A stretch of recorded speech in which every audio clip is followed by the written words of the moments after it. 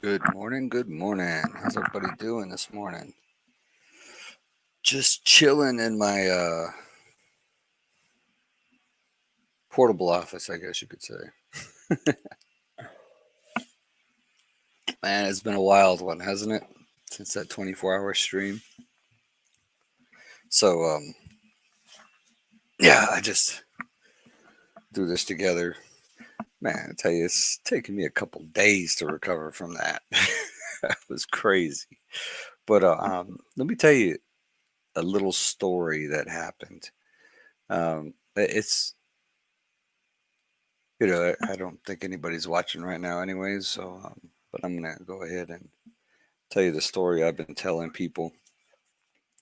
So, as I was getting off the stream, as I was killing the stream, the 24-hour stream on election day, uh, I was like, I always do a scripture at the end of the stream. Hey, Bruno's, what's going on? It was, man.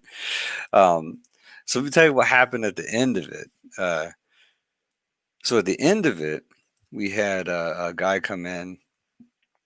Oh, what's his name? Beef you curry or something like that, right? But anyways, there's really only like five, maybe four or five people in there, a couple people chatting, and this one.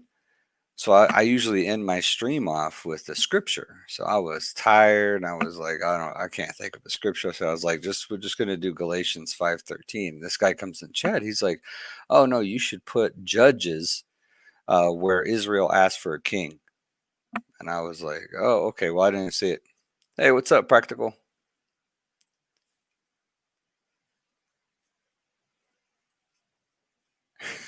I'm not getting a workout in, but you get it done, brother. You get it done, man. So so I woke up in the morning, and I didn't see any stats about how well Joe Jorgensen did nationally at all before I went to sleep. So I ended the stream right at 24 hours, and so I kept watching the news. So I was like, let's see if this thing's going to finish up, right? And so I watched all the way up until the point where uh, oh, cool, appreciate it, Bruno's. I thought that was you, Bruno, right? Bruno something or other on Twitter. Yeah, I saw that, and I was like, I wonder if that's Bruno's. Uh, so um, but anyway, so I watched until Trump. I saw I think we saw Biden's speech before we logged off, but we saw. I was up until it evolved. Like as soon as we cut the stream, evolve was gone. Man, he already had his Uber waiting. Deb and Kate, what's up? What's up? We're off today. Oh, that's awesome. That's awesome. What is going on, Wicked Kender? Deb and Kate. Uh, so so anyway, so I stayed up until I saw Trump's speech where he gets up there and he's like he's going to file lawsuits that they need to stop counting, and I was like, I'm like, can this guy say anything more stupid to get people fired up? You know what I mean? Like, I'm like, oh my god, just stop counting, like legitimate ballots. Like you can say stop voting, because you have, and everybody knows November 3rd cutoff, can't vote. Polls close at this time. Once the polls close, no more votes. Put a shirt on. Put a shirt on. So polls close, no more no more votes, right? But you got to count all the ballots. You got to count all of the legitimate votes, right? So I'm like, dude, why do you say this stupid stuff? So the first thing I thought was he is testing the Supreme Court.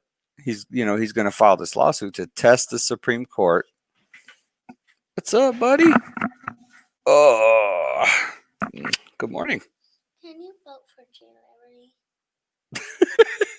So can you vote for G Liberty? Is that what you woke up thinking about? We still need to have that election, huh?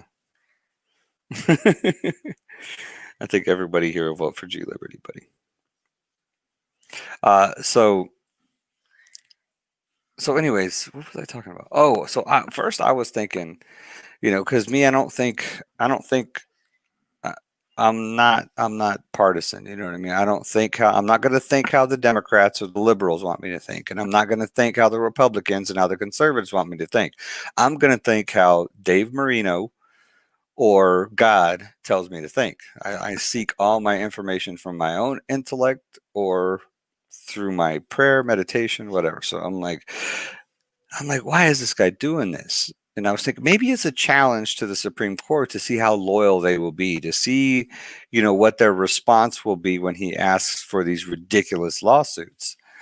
Um,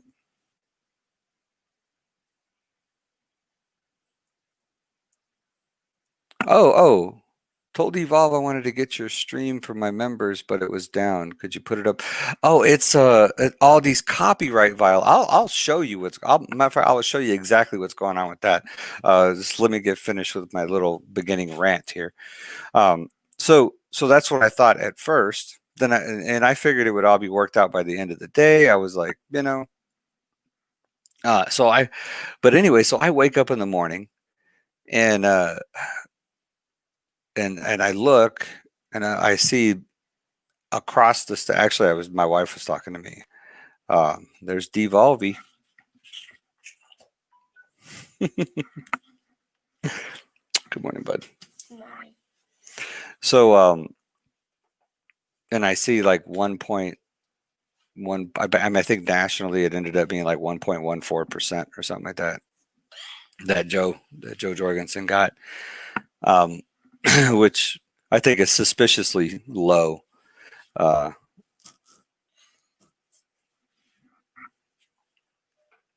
I know, right?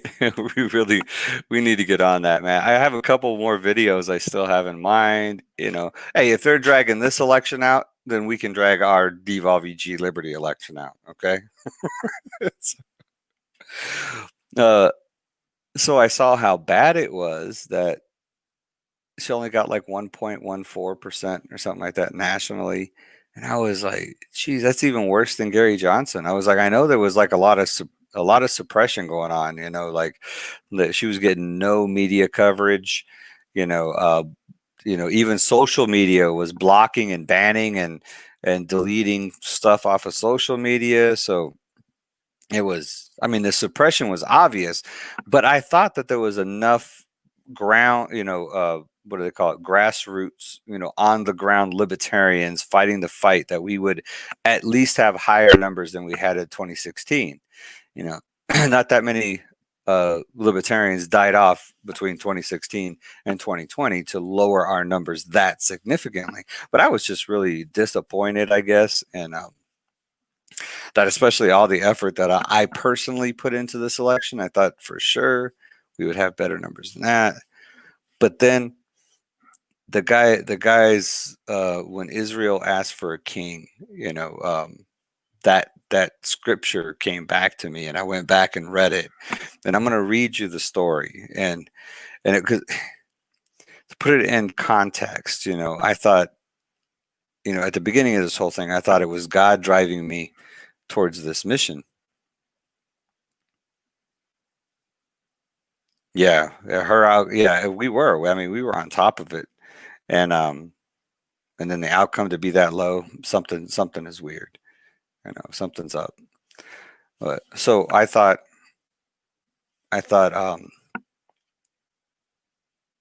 for sure that my mission was to push this libertarian message. I thought God put me on this task. To push this message to. I mean, I was running for office at one time, and then I got kicked off the ballot, and I'm like, God, what are you doing? What is going on? Um, and then just okay, so I'll promote the Joe Jorgensen campaign. I'll do what I can to try to spread the message of liberty and get more libertarians and stuff, and then to have this result come out, I was just like, what are you doing? So the first scripture is that so we're studying it. Our church just brought this up for our little morning Bible study that we do. It's not really Bible study; it's morning little fellowship thing we do with our pastor, and it's Isaiah 40. chapter 40, verse 28 through 31. And in that chapter, it says that God's understanding is unsearchable.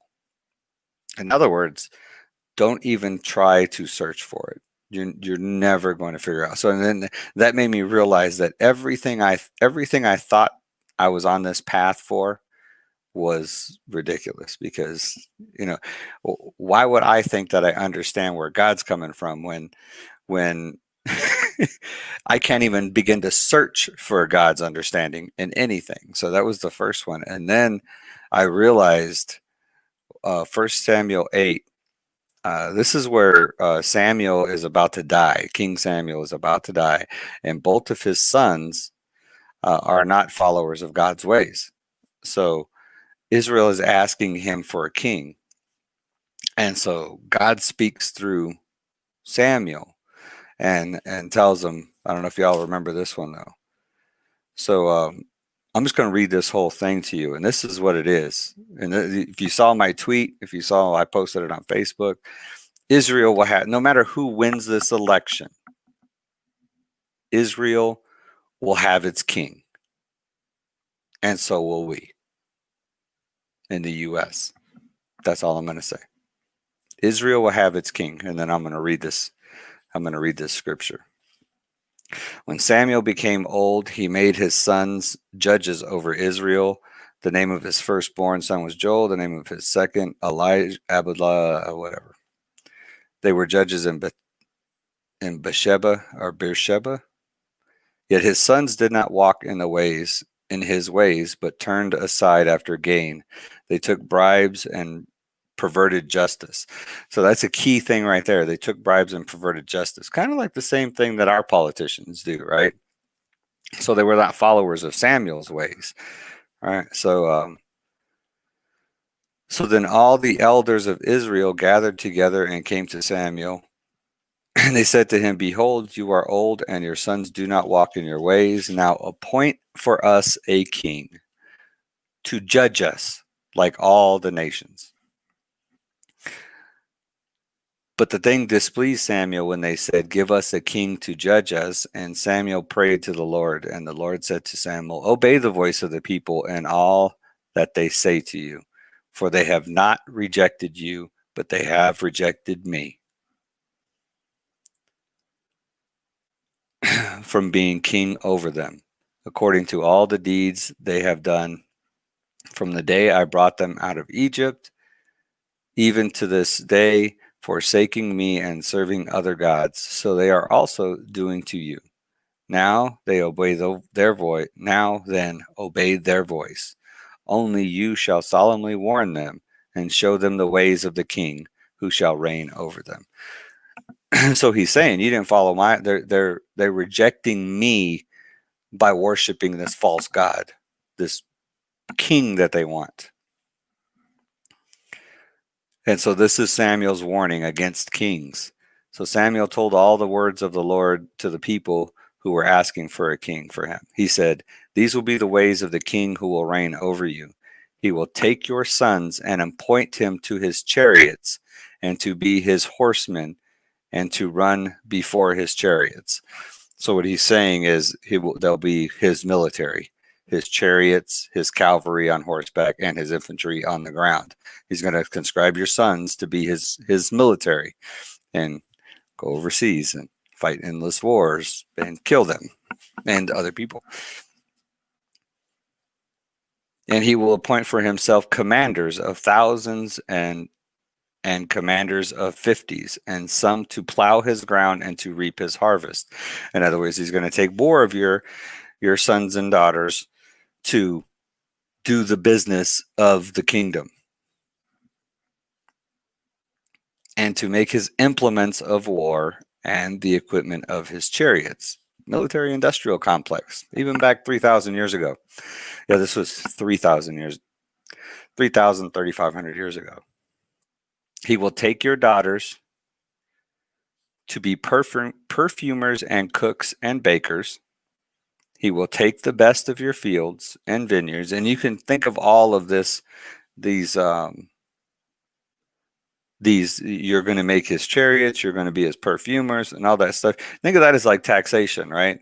So you're doing that, but you're with every dollar that you make in whatever profession that you do, he's taking your money. You're paying the government. So the king is taking your money. He will take the best of your fields and vineyards and olive orchards and give them to his servants. He's going to take the best and give it to his buddies. You know, it's the same thing they do with your tax money, your stuff. He's going to take the best that you got and he's going to give it to his cronies, his buddies. He will take a tenth of your grain. You know, it's just a tenth, really. No, the government takes like 30-something%. So tenth of your grain and of your vineyards, and give it to his officers and to his servants. He will take which is what they do. They take your money and then they give it to somebody else. You know. He will take your male servants and female servants and the best of your young men and your donkeys and put them to his work. He will take the tenth of your flocks, and you shall be his slaves. And in that day you will cry out because of your king, whom you have chosen for yourselves, but the Lord will not answer you in that day. So I read that script, and all that stuff applies to Democrats and Republicans. It's all about taxation and taking and serving the government, which is almost what we do every day when they take our money from our taxes and everything. It has nothing to do with what the king's policies are. God's not talking about what the king's policies are. He's not talking about whether the king wants, socialized medicine or anything. No. It's just talking about how the king is going to take. As long as you keep worshiping this king over God, you're going to keep losing. That's the point, is you're going to keep losing. And I think after all of this, that was the message that God wanted me to see, was that 3,500 years later, my word is still true. Israel or the U.S. or whatever you want to, the nations are still begging for a king. Begging for a king. You see this now 5 days later. When does it take 5 days to get through an election in the United States? 5 days later, we're still begging for a king. It's crazy. It is nuts. Let me get back to your comments, man. I was super pleased. My teenager's first vote was for JoJo. I admit I wavered because of my dislike for Biden Harris. I think a lot of potential L voters caved. I don't think so.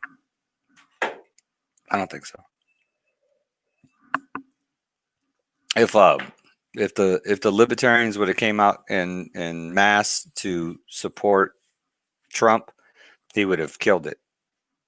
So I don't think so, man. I don't know. That none of this makes sense. None of it makes sense. Biden and Harris are the worst possible candidates. The Libertarian Party when they announced Biden, our volunteers and people joining and claiming Libertarian spiked. When Harris was claimed as the VP, it spiked again. If anything, we took more votes away from the Democrats than we did the Republicans. And look at the numbers. I mean, in 2016, I believe we probably took more from the Republicans. But in 2020, we took more from the Democrats. We should have been at least 8%. But 1.14%, literally only 1 million or like 2 million. It was came out like 2 million voted Libertarian, voted for Joe Jorgensen, voted for the PhD in industrial psychology, the well-articulated, compassionate,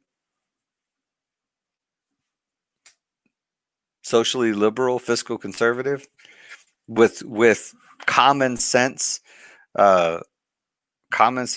ideas on how to fix the problems of our country. I don't know.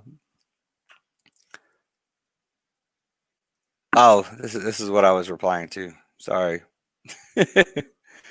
It seems your mission is not yet complete and you're just getting started. You're reminding us all that liberty will only come through faith. And that's the thing, So was I asking for a king when I voted for Joe Jorgensen? Absolutely not. I mean, for one, she'd be a queen. So, but no, I was asking for more freedom. People, the message that we really need to get forward to people is you need to realize that government is your oppressor. That's what they do. And I've said this from the very beginning. If I've ever tried to educate people on anything, it has been that the only power that government has is the use of force. And anything that only has the power of the use of force is an oppressor. They're going to oppress you with that use of force. And the government cannot create wealth. It can only give by first taking. So that is the key. That's what we need to realize. They can't give without taking. So and their only power is through the use of force. The government cannot be compassionate. It cannot be charitable. That's why these things don't work when we put it in the hands of government.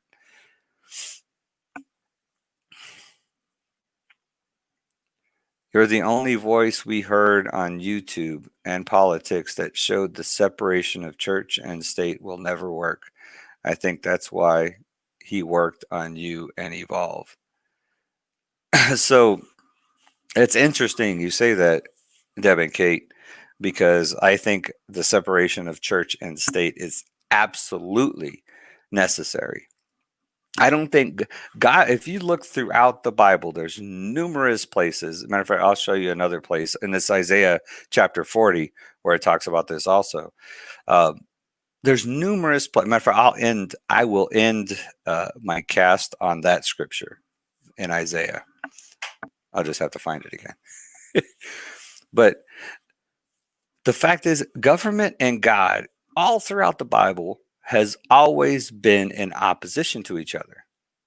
They can't operate the same way. This is why you can't fix anything morality-wise through government. God knows. God is a jealous God. And when we choose more government, we're choosing who's going to rule over us. God doesn't like people ruling over us. God likes to be the ruler of us. Now, does God understand the need for government? I'm sure he does. And they say, God appoints the kings. Okay, doesn't necessarily mean he likes them. You know what I mean? Even the man after God's own heart, which is David. Well, King David was so. Oh, really? He was a murderer and an adulterer. King David was. Was he a man after God's own heart? Absolutely. But was he without sin? Absolutely not. And there's a lesson in that. There's a lesson in that. Government and God don't mix. When you put stuff in the hands of government, when you put power in the hands of government, you're taking power out of the hands of God. I don't, it's to me, it makes sense. Does it not make sense to anybody else? So it's like with prostitution. Do you think it goes away because they make a law against it? Because the government is against it? No. It doesn't. It just creates a black market for it and makes it more dangerous for the people who are trying to do it, who are trying to make a living at it or whatever they're trying to do. But where's God in it? God doesn't get any glory at all. We don't see God turning prostitutes away from their sin. We don't see that. We see him getting arrested by police and thrown in cages. That's what we see. Do you think God wants to see you arrested by police and thrown in cages? Or do you think he wants you to see him and go to him?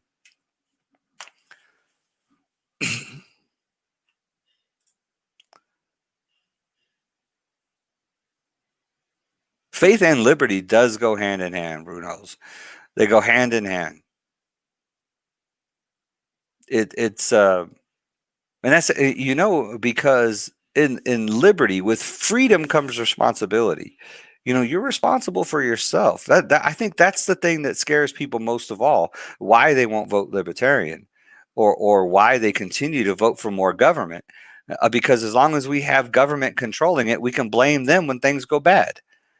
When things get messed up, we can blame them. But with liberty, with libertarian, you're responsible. If it goes bad, it's your fault. If you fail, it's your fault. But you know what? There'll be a lot more people to pick you up.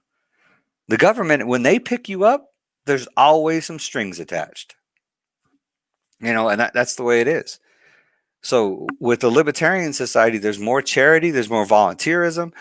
When you fall, there's going to be a lot of people there to pick you up. A lot of organizations, a lot of private industry that would pop up that would be able to handle the stuff that government handles now in a much more efficient and competent way, because there's always going to be somebody there to take up the space when you screw it up. Let me give you an example. So government handles welfare, so charity for the poor. So government no longer handles it. Charity goes to a private industry, which statistically, with welfare, when the government does it, 2/3 of the money that they take from us goes to pay the middle class administrators of the welfare system, and only 1/3 actually goes to the poor. In private industry, it's exactly the opposite. On average, 1/3 of the money goes to pay their admin costs, and 2/3 actually go to where you want it. And that's an average. Generally speaking, most really big, and you can look at it, you can see what their admin costs for any charity. Like Red Cross is less than 25%, I believe. The charity I give to has 0 admin cost. So they literally pay all their admin costs out of pocket. So you can see right there how private industry is more efficient, more effective at dealing with the poverty issue than government is. Does it take people to volunteer? Absolutely. You have to voluntarily give your money to them. But you think of the marketing and stuff that they could use if it was private industry that was running it and not government taking it. And think of how much better you feel when you give to charity rather than having it taken from you. And then if that private charity that is funding the welfare system, helping the poor, screws up, if you find out that they're pocketing a lot of money, or they're sending their CEOs on lavish vacations and stuff, you stop giving to that charity and you'll start giving to somebody else. That's why I don't give to Wounded Warrior, because Wounded Warrior, come to find out, after the 2008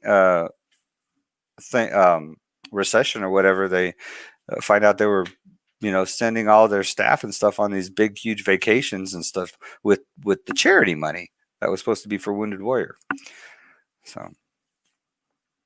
So that's the thing, and then you have to have faith in God that those things will be taken care of. That's the other thing, taking care of people is the other thing that's in God's domain. Morality is in God's domain. That's God's domain. We can't legislate morality. And the other thing is charity and loving on the world, loving on his creation. That's God's domain. Like welfare and healthcare and all that other stuff that the government tries to take over because of they're trying to help us. No, that's God's domain. God takes care of us. And no matter how much you want to think that government's going to do a good job of it, government is going to kill people, because the only power government has is the use of force. They cannot be charitable, people. They can't be compassionate. It's government. It's not possible. Find me a government in the world that is compassionate. The most compassionate government in the world is going to be the freest government in the world, the one who does the least. That's the most compassionate government.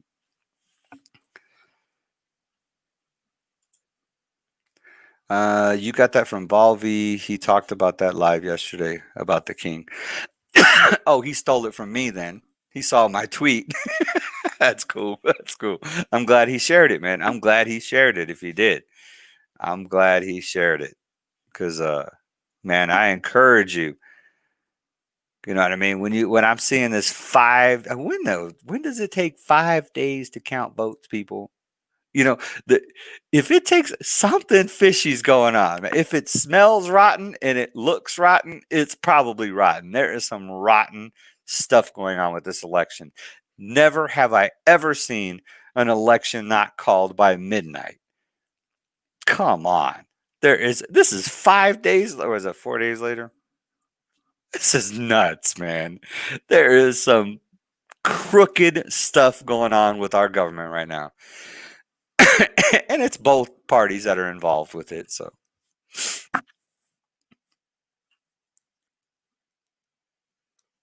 oh man, really? Bernie, did we really do that? Man, that is beautiful. That is beautiful, man. I hope you, um, that's great. I mean, it's great to fellowship, uh, but and I love that we got you back looking at that spiritual side. You got to, man. I mean, it's to me. There's the three pillars: is mental, physical, and spiritual, and you have to feed all three of those in order to lead a healthy life.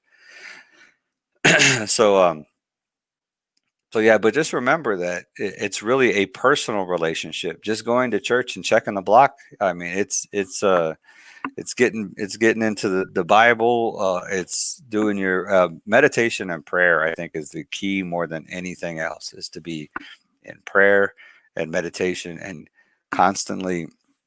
Because in Psalms 46, I think it says to be still and know that I'm God. In other words, you got to quiet your mind. You got to shut your mind off. You got to shut everything off and just listen and connect. And then so I think that's key. But that's awesome, man. I'm glad to see you got back in church. Can we expect? Can we expect any libertarian events like voluntary community service? Yeah, that's what I want to do. Practical. Yeah, so I'll be in touch with you for sure since you're right here in El Paso. I'll be putting together. I've already started putting word out as the county chair here in El Paso that if there's any need that the Libertarian Party of our county party here wants to fill it. So any need for any volunteerism and stuff like that, just to try to get the word out more. Yeah. Okay, that was weird.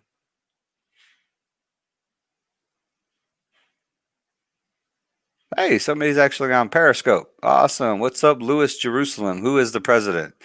No clue, but it's looking like Biden is taking the lead. And from the news that I saw this morning, it looks like Trump is already kind of conceding the thing. He says that hopefully, let's see, Biden says it's still too early to call, but Trump campaign aides grapple with dwindling odds. My sense is that we lost. I'm just looking on Google News. America's election was not fraudulent. Okay.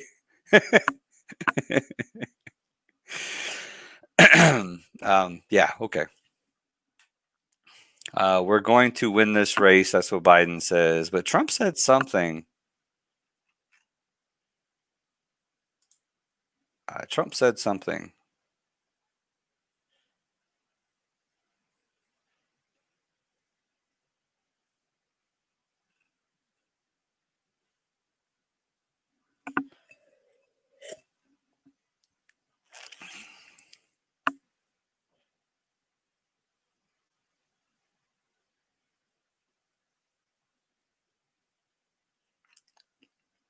You can see.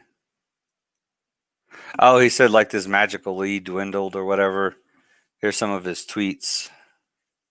Oh, right here. He said, Joe Biden should not wrongfully claim the office of president. I could make that claim also. Legal proceedings are just now beginning. So he's going to take this thing to court. And I think he should. I think they really should dig into this. Now, y'all know me. I don't pick sides in this thing, but I know there is some corruption going on. There is some fishy business going on. Like I said, if it looks rotten and it smells rotten, it's probably rotten. I wouldn't eat it. So I thought I put that up there.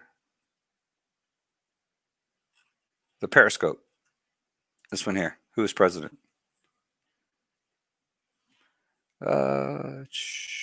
Government is just a legalized gang.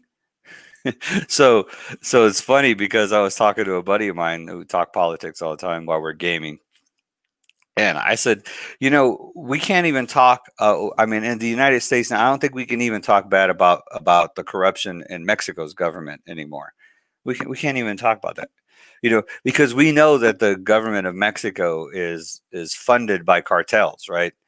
By the various drug cartels are funneling the corruption that happens within the government in Mexico. I was like, but in the United States, our government is the cartel.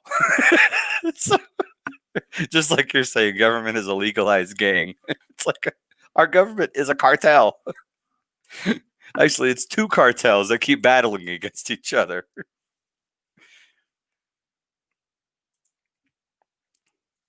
Government wants to be God. Yeah. Yeah. And it's just, and then the silly stuff that they say that they're trying to do God. I mean, and it's like, oh yeah, well he defunded Planned Parenthood. Oh really? If Donald Trump defunded Planned Parenthood, then why was he why was he campaigning on defunding Planned Parenthood in 2020 when he had a supermajority the first 2 years? He still didn't do it. But on that front, the pro-life, we gained like 12 pro-life seats in in the House, in Congress. So,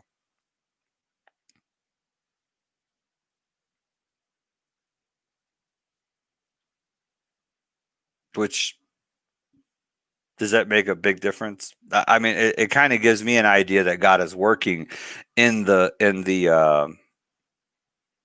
God is working in that realm, and not because they're elected officials, just because they are politicians that uh, state that fact. You know what I mean? So we're getting more people that are openly stating I'm pro-life, and I think that's how it gets fixed. Because the more people up there talking about it are going to influence society. I think that's the only way abortion is going to end, is by a societal move in that direction. I've talked about that before. God is the people, the canvas in which all reality lays upon. Everything that is anything is God. God is the all. Absolutely.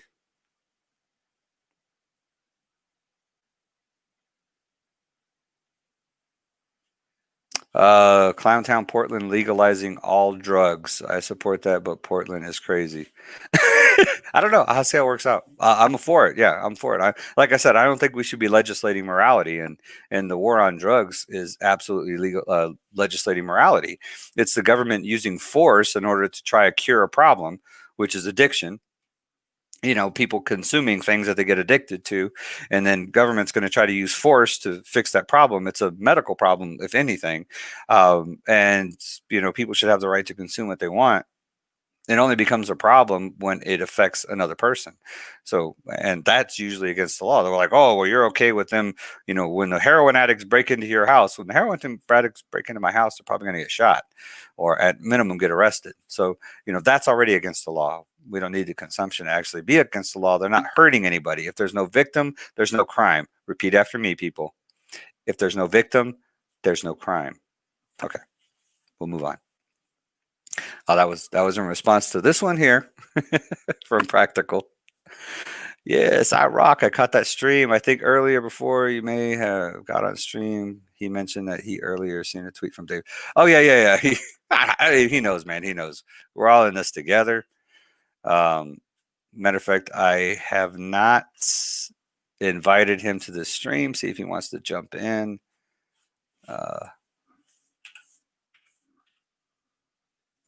He usually doesn't, but I always invite him every Saturday. So he's a lot of times he is listening, but he doesn't join. He doesn't join in the conversation. So, uh, what is that charity? The charity that I give to that has zero admin fees. It's called. Well, they just changed the name. The USANA Foundation, I think, is what it's called now. Um, I've been giving to it for years, so it's just a monthly donation thing.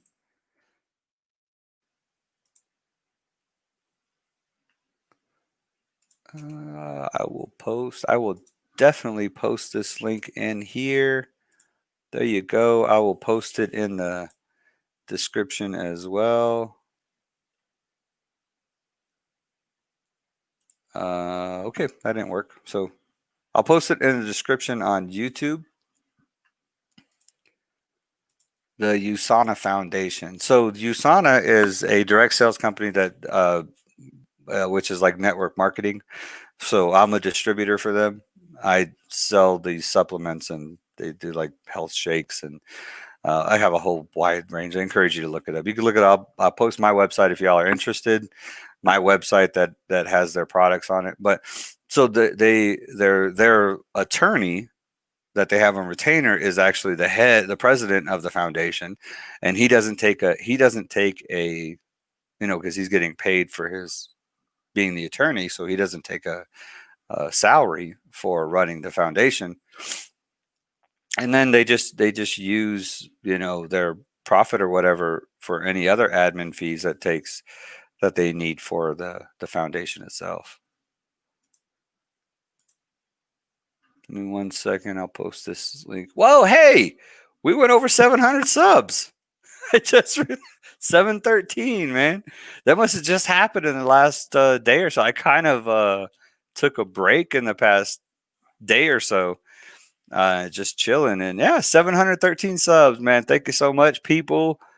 You rock, man. We're getting there. We're getting there. Gonna hit that 1,000 subs before Christmas. Why did I say that? Now everybody's gonna be like, you need 1,000 subs before Christmas. There's actually a place that will tell you when you will hit 1,000 subs. So, all right. I did not update. I didn't put tags on this one or anything, so I could do that while we are sitting here. I gotta try to get caught up on. Almost caught up on chat after my little rant.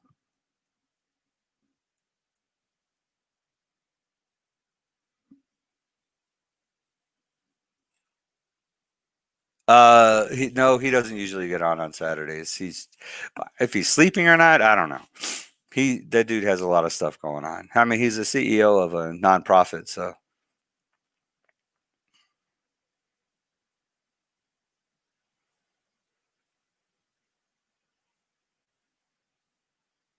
yeah. The longer they take, the more suspicious we get, dude. It's beyond that already. When it wasn't called the next day, my suspicion hit the roof. So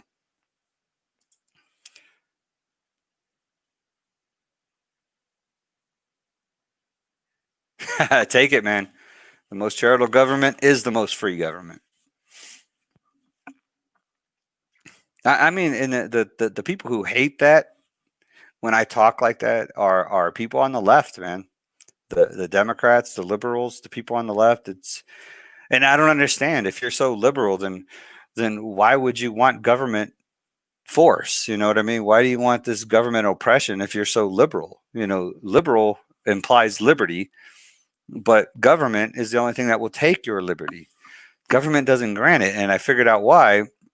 Because a while back I had this leftist that was just, I finally figured out what the problem was, but he was just, crazy about how government is helping us.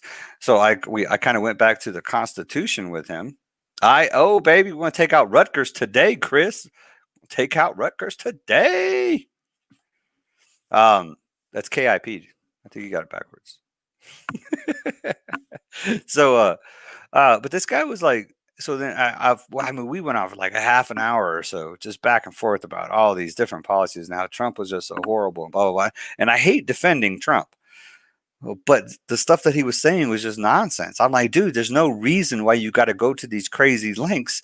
Trump gives you enough things that are real to talk about. But he wanted to take it to extremes on every single situation. Like he wouldn't give him credit for nothing. So then I asked him, I was like, so I was kind of getting the idea of where he was going. So we started talking about rights. And we started talking about COVID, and then COVID, how it violates our right to life, like COVID does. Like, if we're not wearing masks, if I don't wear a mask when I go outside, or if we don't shut down businesses, then we're denying people the right to life. Which, is it just me, or does that just sound completely crazy? Um, so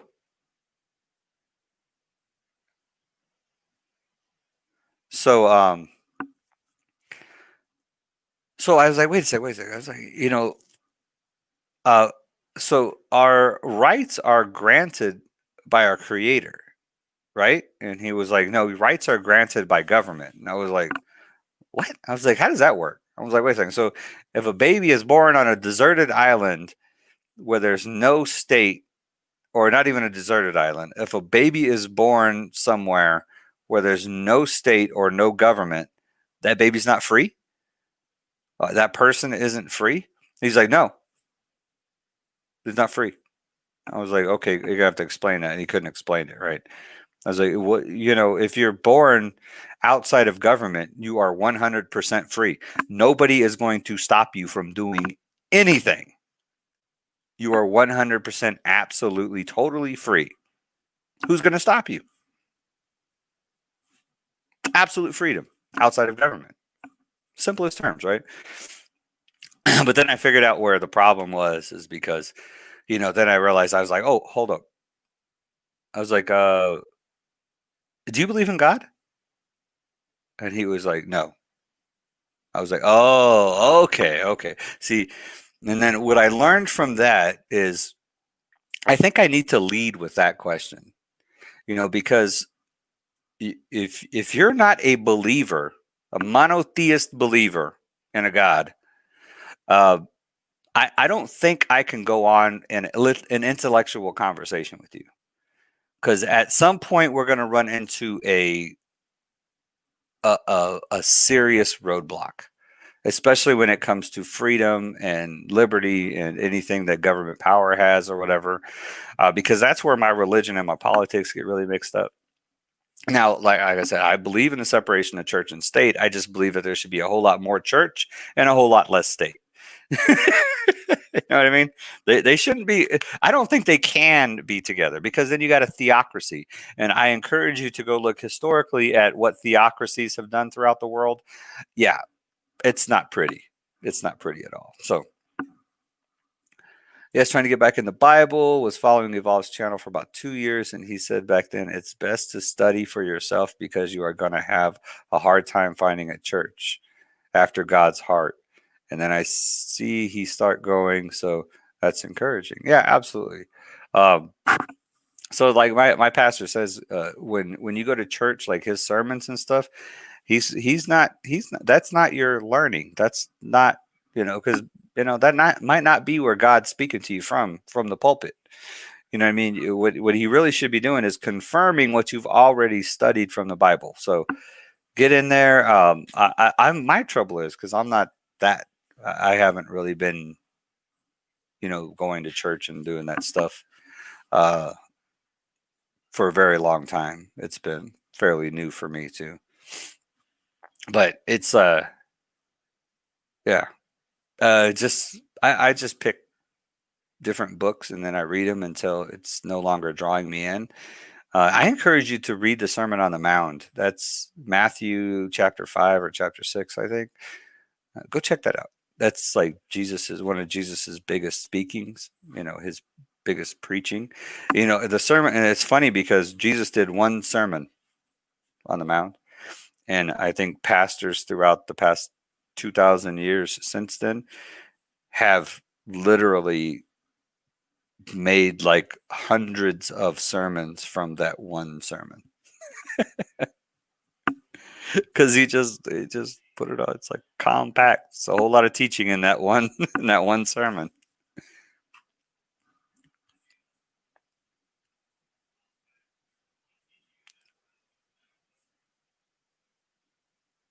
Yeah, assembling, but that's assembling in the church is for assembling in the church was okay for fellowship and stuff like that.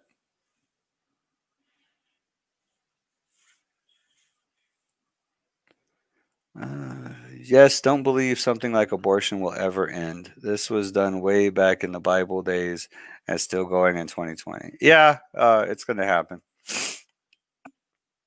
Oh, but it's not a matter of whether abortion will end. It's whether abortion will continue to be acceptable.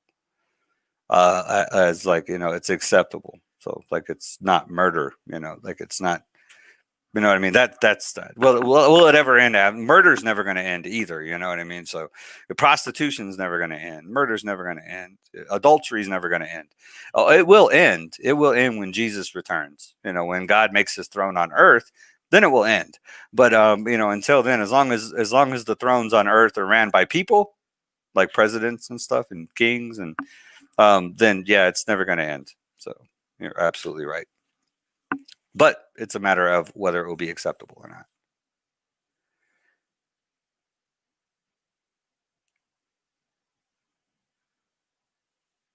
Oh, thanks, Bruno's. So you told all your people to sub 750 by Saturday. Hey, man, that was pretty close. 713, I think. That's pretty close, man. Appreciate the love, Bruno's, man. You always been there, man. You've been there with us for man, probably at least very close to the beginning. Appreciate it, man. And and my heart is with India, man. I tell you, the I don't know how many of y'all know the whole story about what happened with Bruno's crew, India crew, and me and Evolve. But we had a podcast, and I remember. I hope you don't mind me telling the story, Bruno's. But so we had a podcast, and so Evolve was showing me where to find your stats on YouTube. There's a page you can find your YouTube stats, and I was looking, and it showed that most of my audience was coming from India.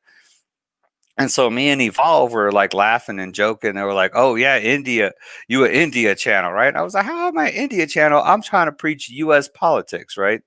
I was kind of disappointed because I wanted, I'm trying to, like I said from the beginning, this is funny because, I was thinking I'm trying to understand God and thinking that God wants me to influence U.S. politics.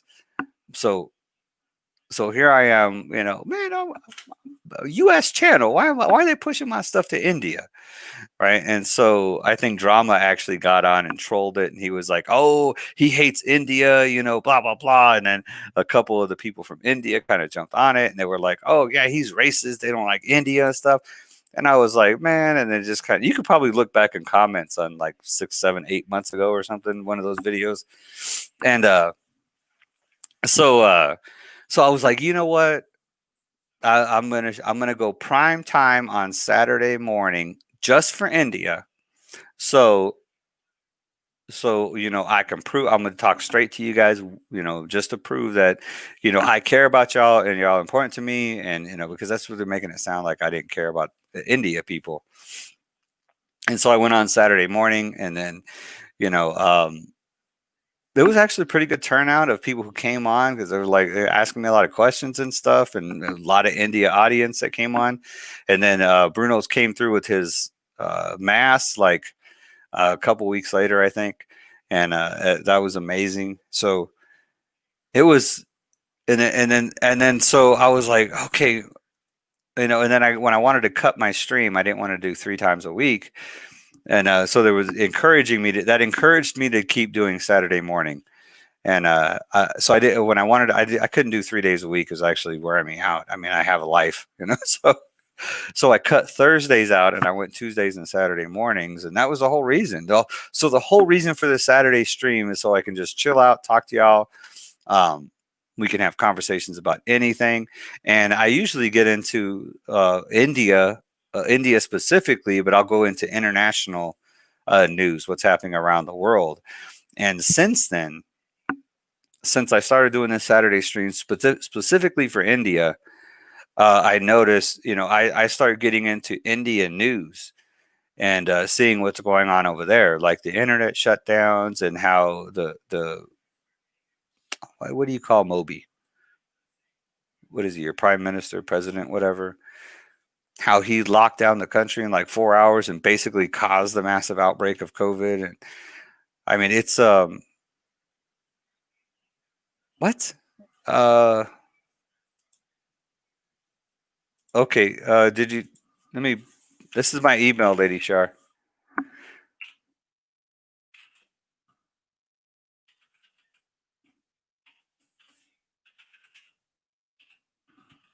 Weird. It shouldn't be coming back. Uh, So yeah, so it really got me into the international politics now. So I'm spreading my message worldwide, and it really gave me a connection with this population of 3 billion that's a neighbor to China, and getting in and seeing what's going on in that country. So it is it's been a eye-opening experience, and it ended up just being a huge blessing. So Exodus 21, 22, 23, Bible was okay with abortion. In Exodus, it probably was. But let's see what our favorite troll is talking about here. 21.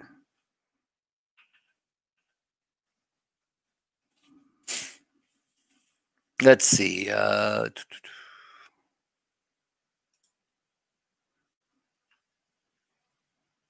What'd you say? 22 to 20, 22 and 23, Exodus 21. If people are fighting and hit a pregnant woman and she gives birth prematurely, but there is no serious injury, the offender must be fined whatever the woman's husband demands and the court allows. But if there is serious injury, you are to take life for life, eye for eye, tooth for tooth, hand to hand, foot or foot. How does that say? How does that mean that you're okay with abortion? So this is Exodus. I don't see how that justifies abortion there, drama, but y'all be the judge. That's the scripture.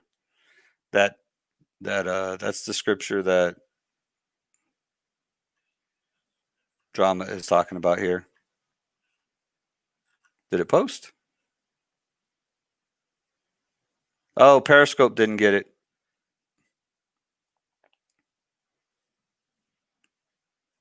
Sorry, Periscope.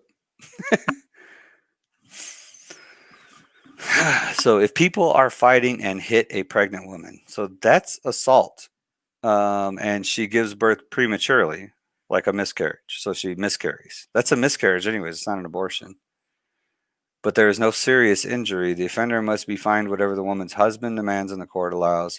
But if there is serious injuries, you are to take life for life, eye for eye, tooth for tooth, hand for hand, foot for foot. Well, Jesus also says, you've heard it said an eye for an eye, but Jesus says, yeah, no, don't do that.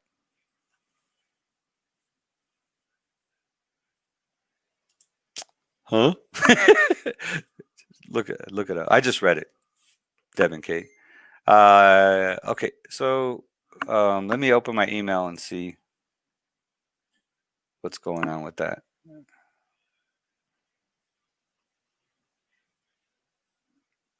Yeah, that's weird, man. I got emails yesterday in that account. Somebody followed me on Twitch, and that's my Twitch account too.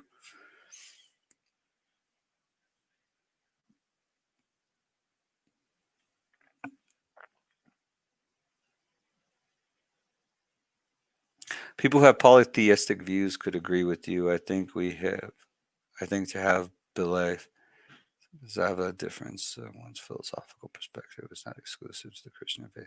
No, that's why I said monotheistic. I don't know. I think having multiple gods kind of makes it difficult to I don't know. I guess so. As long as you kind of believe that there's a creator, I think we could probably relate and go forward.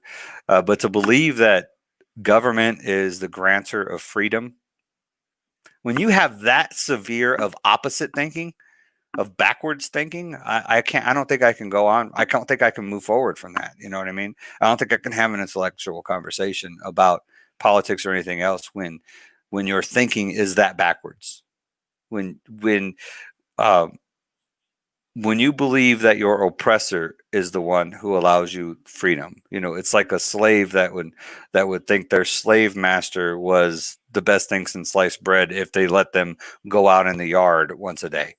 Like that's the freedom that my slave master gives me, is to go out in the yard once a day, and that's why they're wonderful. I don't get it. Darth Yoda, what is up, dude? Where you been, man? Mr. King of Hearts. Me and Evolve were just talking about you on the stream. I don't know if it was on the stream or was around the stream, but we were like, man, I hope Yoda's doing all right up there in New York, man. We ain't seen him in a while. I ain't heard from him in a while. It's good to have you back, brother. Hey, Rich. Yeah, me and Rich are are the two moderators for Evolve's channel. So whenever you post like nasty comments and stuff, and you don't get to see them in chat, it's probably because of me and Rich. We ain't letting that stuff go through. So that's why Evolve's channel stays fairly clean. So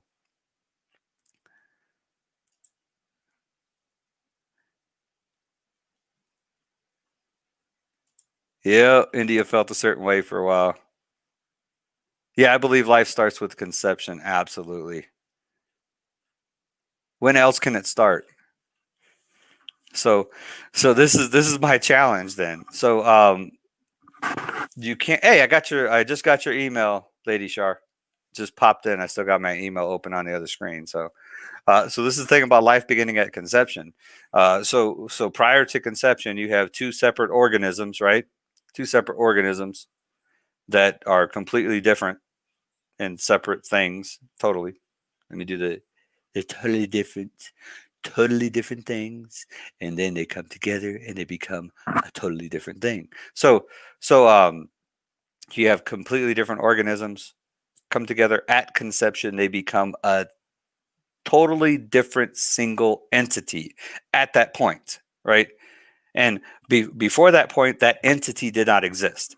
And then at that point, that okay, so at that single point is where every single human life in existence, except for three, every single human life in existence began at that single point. You can't say that it began later, and you can't say that it began sooner, because sooner you had two separate entities that were part of two separate people. But at that one point is when those two separate entities became a different single entity. And from that point forward is where it begins the process of becoming a human being. So there is no other place for life to start except for at that point. You can't say it's like when you start a race, right? The gun goes off and you start running, right? When the gun goes off, that's the start of the race, right? You can't say, well, the race didn't actually start until you started running. No, it started when the gun went off. The game starts when they blow the whistle.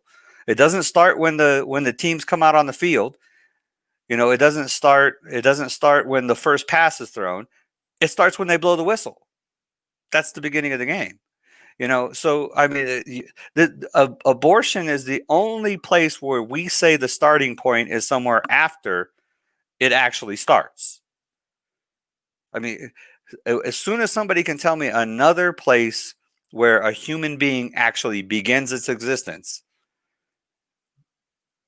and what does it mean to be human? I mean, it's not that complicated, people. It begins there. So, so we make it a lot more complicated than it has to be. So, and if you're wondering what the three exceptions to the conception theory are, that would be Adam, Eve, and Jesus. Those are the only three that I can think of that didn't begin at conception. Because Adam was from the dust, and then Eve was from the rib, and then Jesus was immaculate conception. So, yeah. So, anyways, let me see if I can. Let me finish this up. I didn't. It's crazy. I usually do all of this before I didn't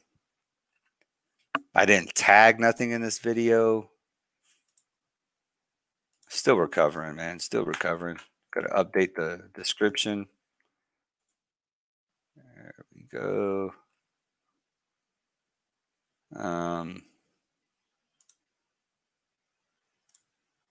I don't know if any of this stuff will actually save or not.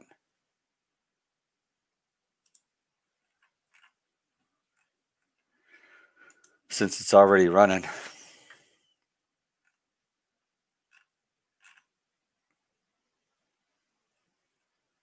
Oh, here we go. I guess I'll have to tag it later. No, I'm not entertainment. I am news and politics, people.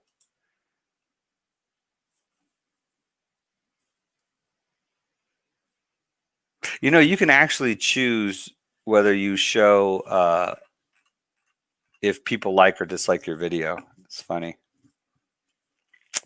So let me see if I can.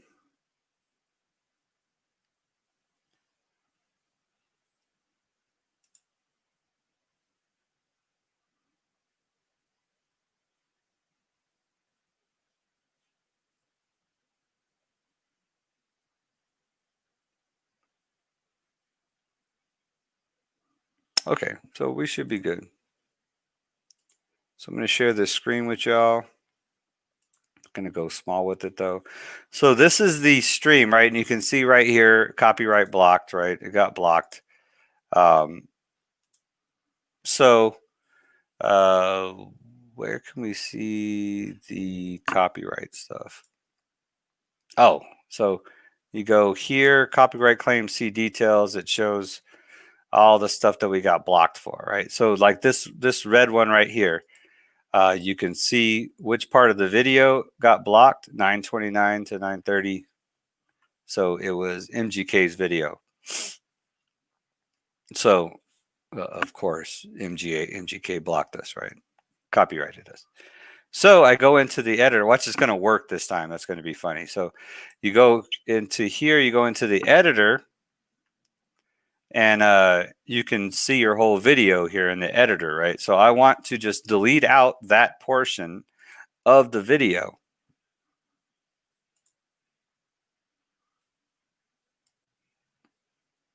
So this is what Mini Evolve we're trying to do. So I come all the way over here to 929. Come on now.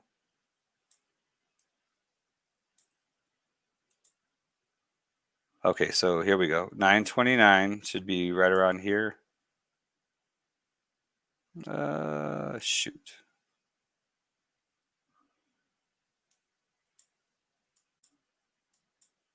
They sure don't make it easy, do they?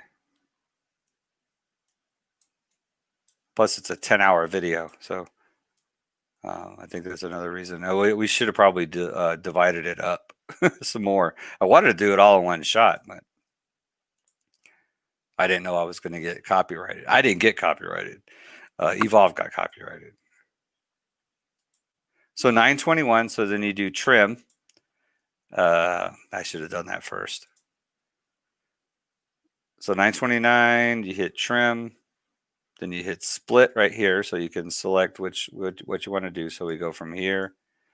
We need to go to, I'm just going to go to 31. And then boom, bring it out to here. So that's 929 to 931. And then you got to preview it and then save changes. Gives you the warning. It's going to delete that portion of the video. Save it. And then boom, this is what we get. And if you can't see that, that's what it says. So this is the reason why the 24-hour stream is not published. We can't delete the portions that are copyright blocked, that are blocking it from being published. So, I mean, Evolve even tried to delete the whole 1 hour thing, so it didn't work.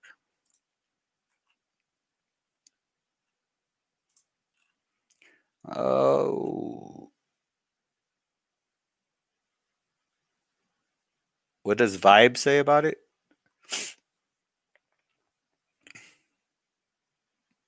Vibe? Who's Vibe?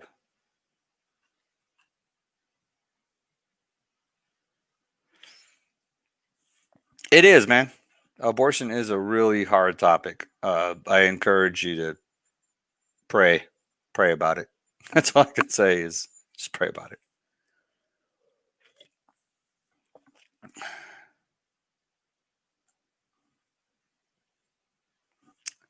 Well, it's not right. It's just about when it starts. some true because some need it. I don't know. I don't know. Those without faith, maybe. I don't know. It is tough. It's a hard topic. It's very personal for a lot of people, and it is something that is definitely not going to be. I don't try to convince people to be pro-life. I don't think anybody's ever heard me. If you're a pro-choice person, you're not going to get me to try to convince you to be pro-life, and I would appreciate if you didn't try to get me to be pro-choice. I don't get into that argument because to me that argument is in the domain of God. God is the one that will is the only one that's going to speak to you. And the reason I say that is because I feel a lot of people that are pro-choice have probably had an abortion, and when a pro-life person is speaking to them about it, where they feel it as condemnation, like God is condemning them for what they have done, and in that condemnation, they're going to feel that condemnation. They're going to reply with hate and anger and emotion. So I don't condemn people because it's when we have failed the worst that God can make the best out of us. The same thing with King David. King David was a murderer and an adulterer, but he was a man after God's own heart because God's a forgiving God and he loves us all. So it's not my place to forgive or condemn a person that's pro-choice or had an abortion. It's not my place at all. I know that is the realm of God. God needs to deal with that. It's not. I'm not going to try to convince you. I'm not going to, condemn you.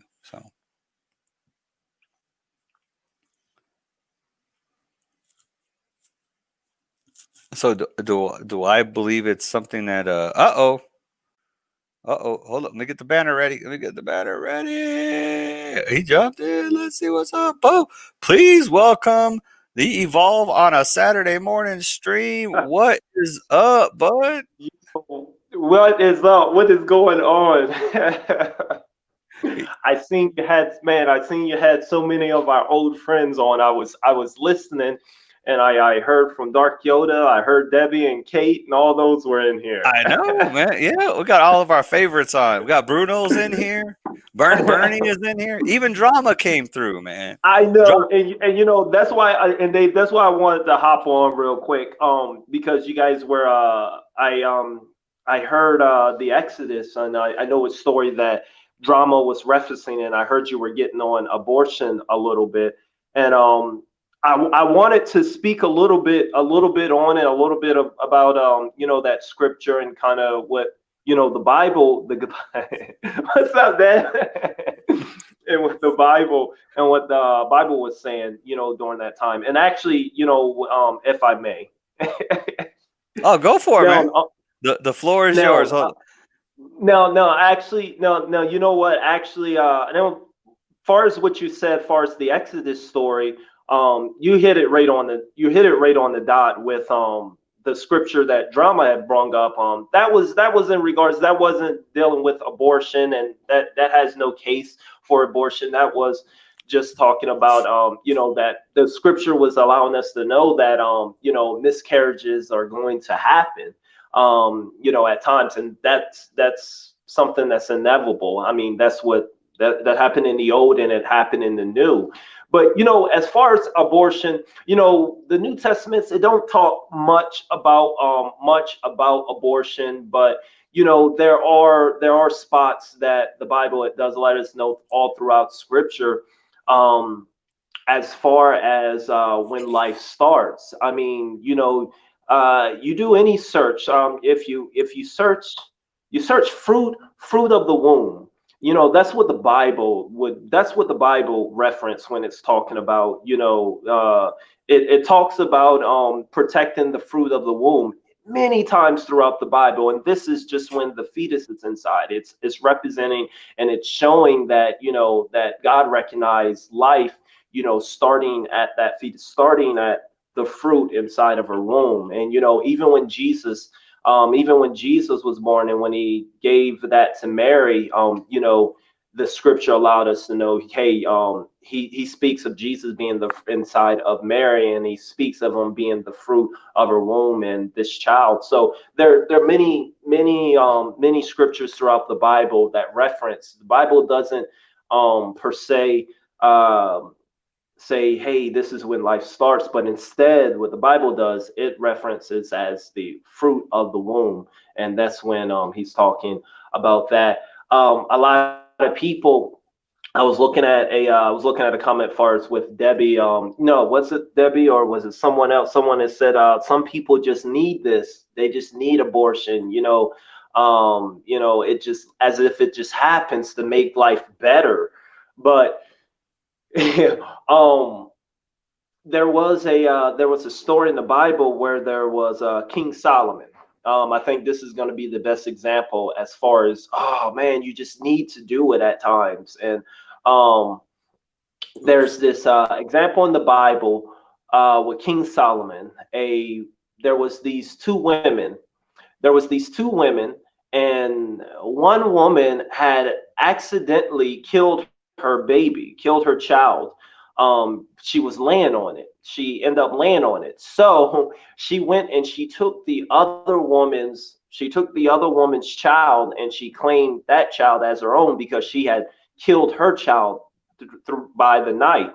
So then this other woman took this woman to court, took her to King Solomon and said, hey, this lady has my baby. This ain't hers. And then this lady that had killed hers, she was like, no, this is my baby. And she's like, no, I know that's my baby. I can tell.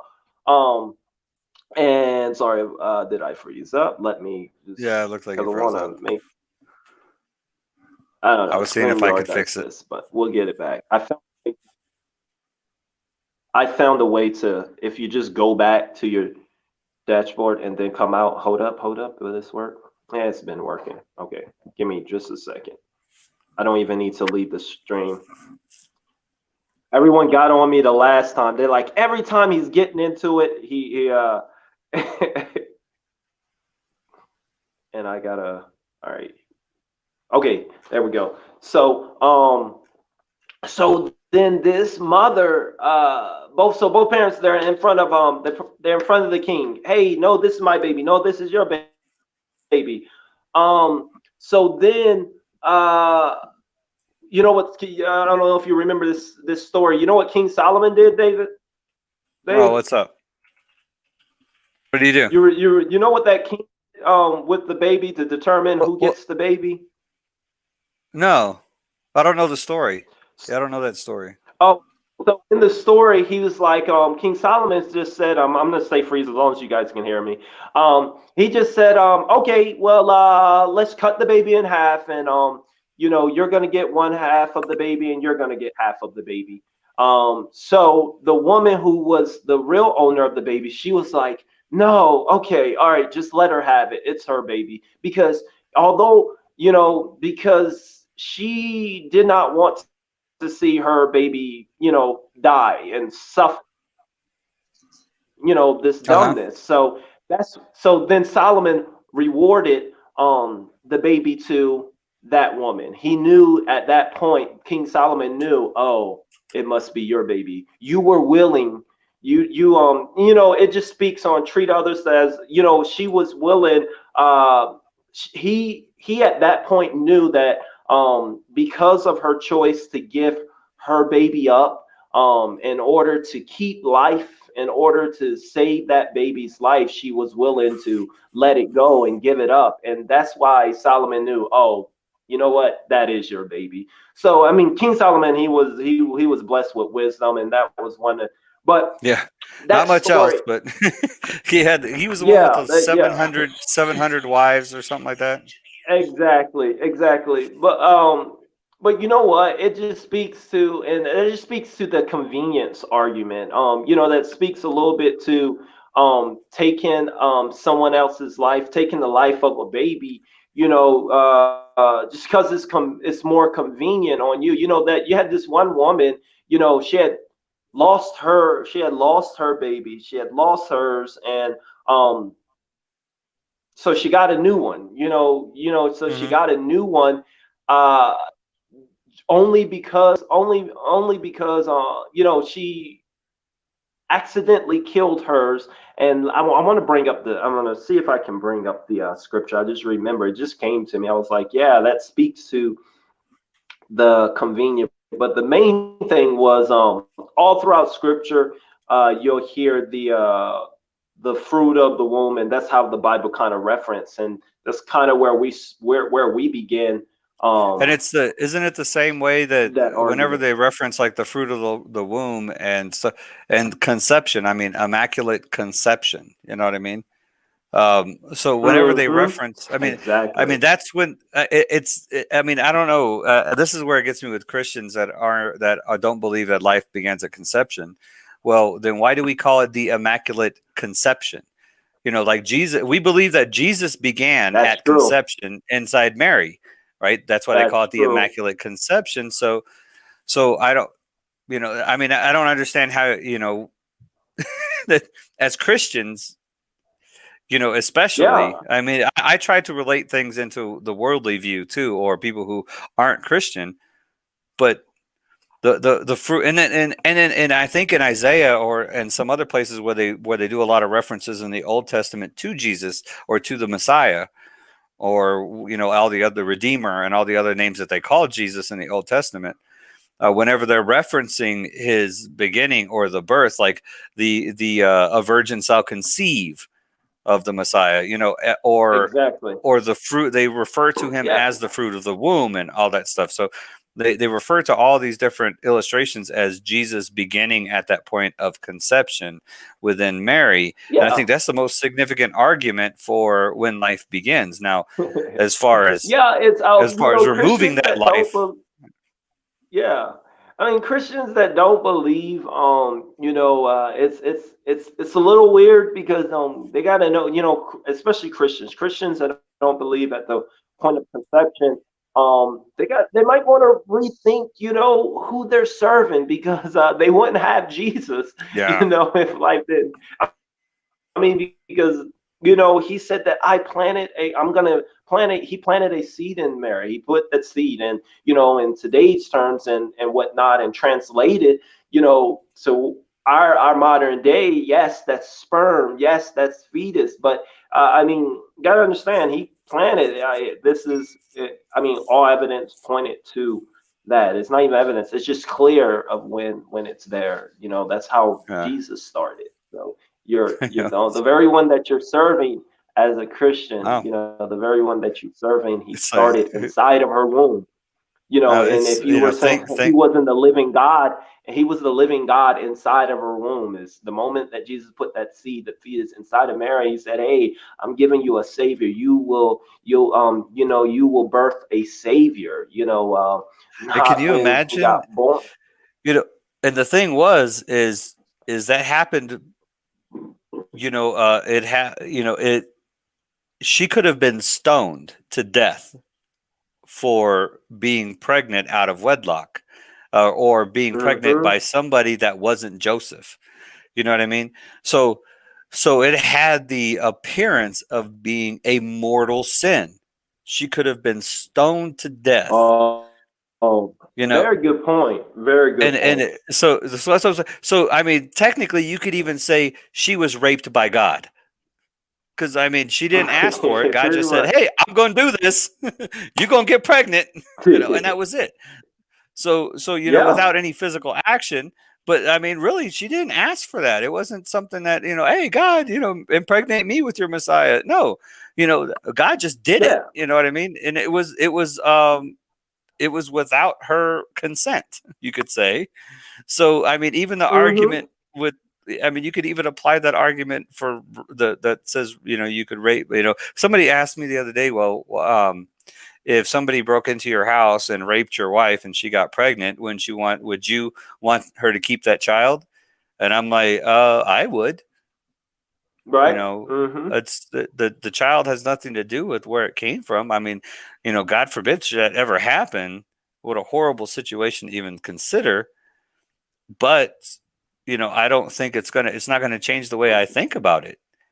No, no, It's not not going at to all. change It's the not way I supposed think to. about life and what constitutes murder, and God can't. That would be like me. Like God can't make a miracle out of the worst situation. I 100% believe that. I see that happening in the pandemic and in the world today. God making miracles out of the worst situations. Why would I think So that he true. couldn't apply it there? You know. So I'm No, not going that's to condemn anybody that thinks that, absolutely, if my wife got pregnant through rape, then I would have her abort the baby. If you believe that, if that's the way you feel, then okay, I'm not going to condemn you for it. It's not my place. Whatever God puts in your heart. right. My notification was going off. So yeah, but yeah, it's just Yeah, interesting. they're What was I gonna say? texting me. I was thinking something about the whole thing about. I never even thought about that God Mary's unconsensual pregnancy, right? I never even considered that until this moment Yeah, right now. How yeah, that was not even consensual, right? God is just like, I'm doing it. Okay. So I mean, that's kind of like rape. yeah, It's yeah, unconsensual, man. And although there was no actual intercourse involved or anything, but it's so like an true. unconsensual pregnancy, which is really what rape. When people refer to pregnancy through rape, that's what they're referring to. Except most of the time, they're like, well, the baby is going to be a demon because the rapist is a psychopath.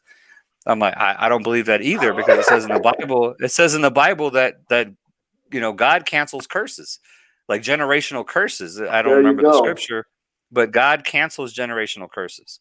So like those people who think that diabetes is runs in the family, or alcoholism runs in the family, well, guess what? God cancels generational curses. So, and that's what he's talking about. Exactly. I mean, DNA, stuff like that. I mean, yeah, basically referring to DNA in the Bible 2,000 years ago. Because that's what, if you want a generational curse, is something that's usually carried within your DNA. High blood pressure, diabetes, High blood pressure, all of alcoholism, that. Yeah, all of all that that stuff. comes with Yeah. that. Yeah, that's yeah. This all That was the main thing. That was the main. That was the main.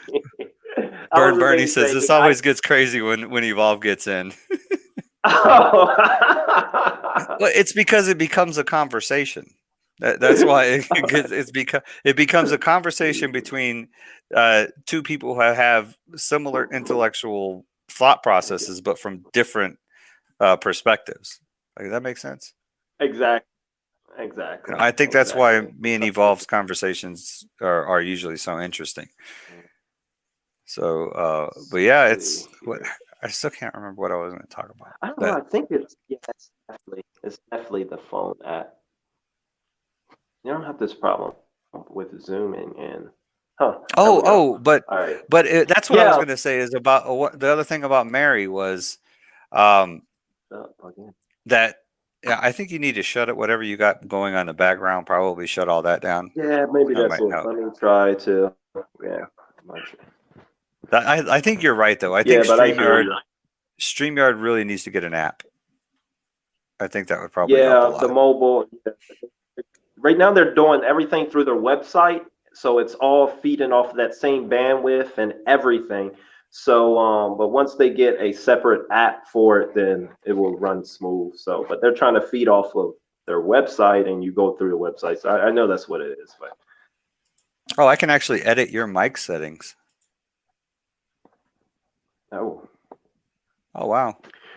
no, when you need to So, try, because I know we don't get this problem coming in. Like when it'd be good if you can.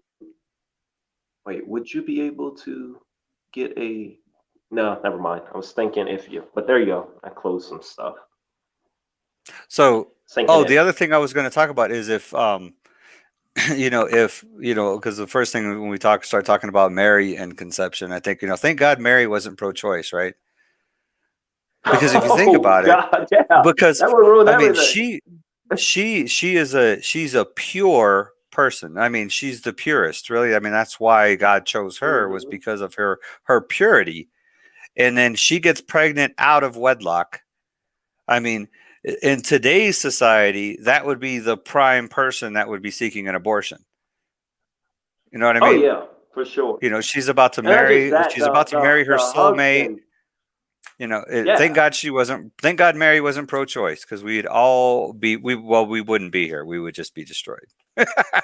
Got to be like, you know what? Thank God the We'll start over husband, again.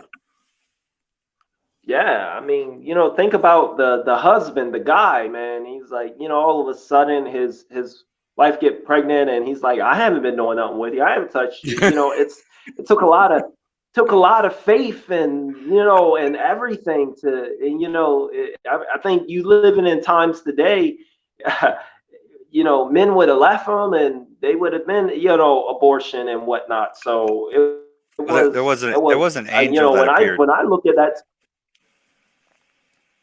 yeah.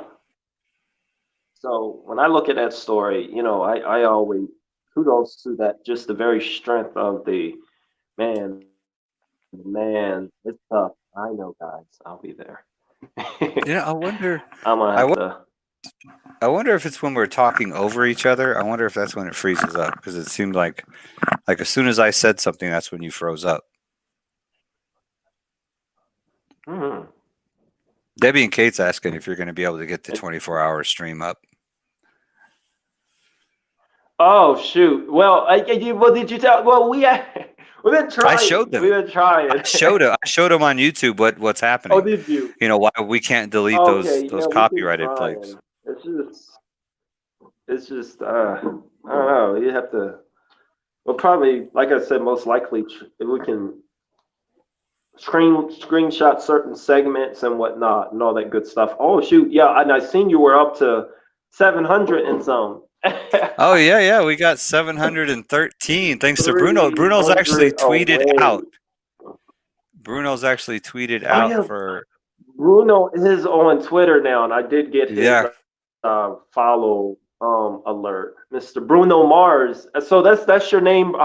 If Bruno's still here, is that where you're getting it from, Bruno Mars? I seen your Bruno Mars. I'm a Bruno Mars fan, so. I was like, all right. Well, not really. I know Bruno Mars. He's a singer, so he's Bruno's Mars. I like Bruno Mars. Yeah. So what is grifting? What is grifting? What? Grifting? Grifting. I don't know. In what context are you seeing it? Justin Amash just tweeted out, the grifting industry is getting desperate. Oh, have no idea. Oh, obtain money or property illicitly. Made it. Yeah.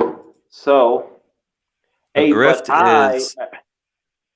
is falsely obtaining money through swindles, frauds, or dishonest gambling.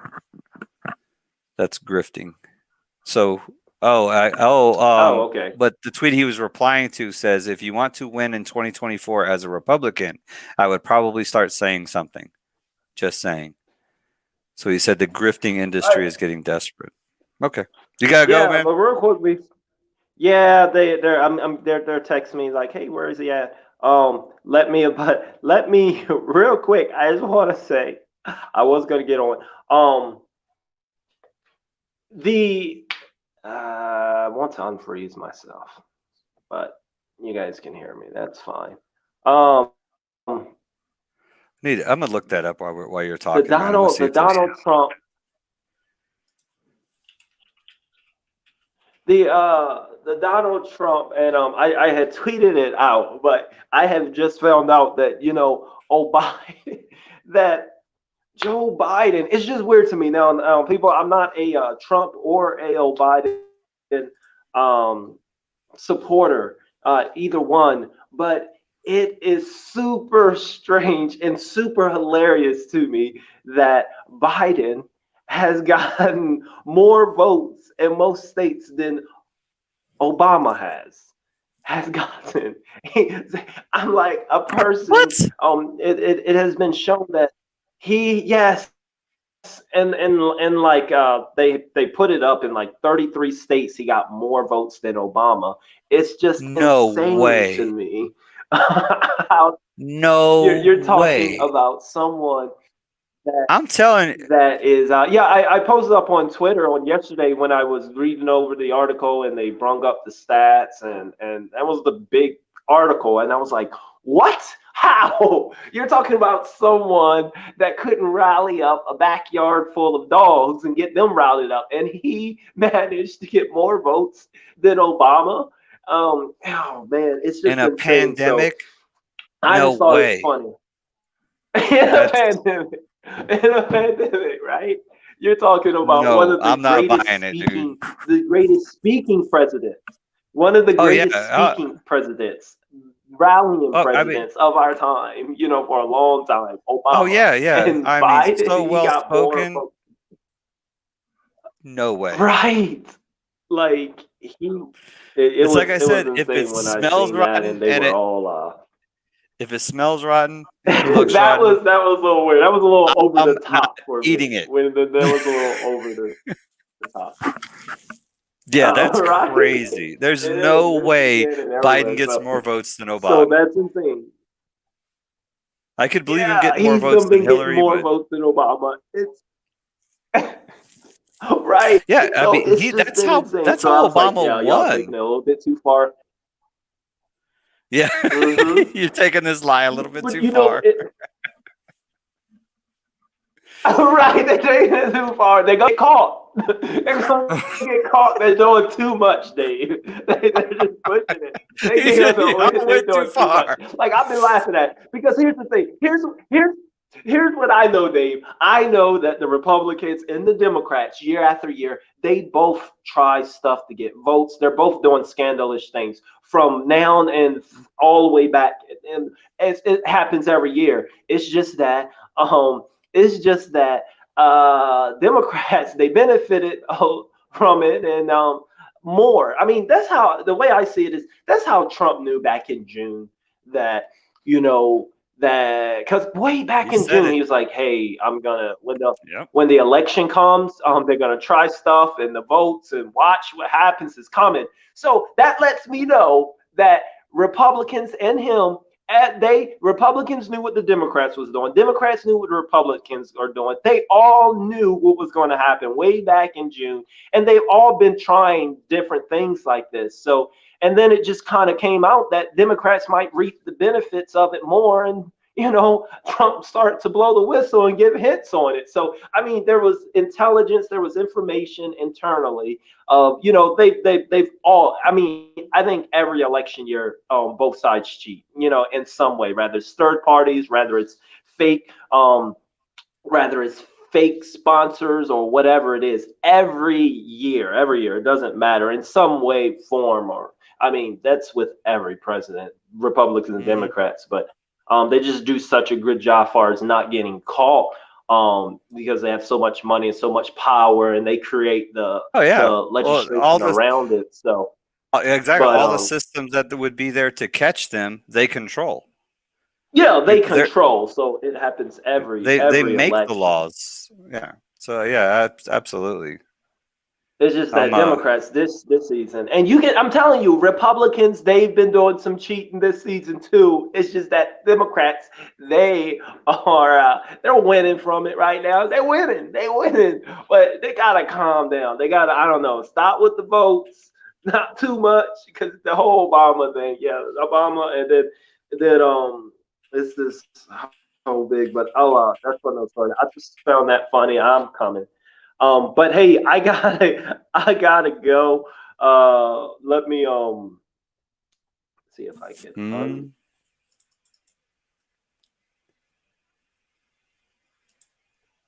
I'm gonna leave out real quick and hop back in. Let's see. I'm sending StreamYard a request. Why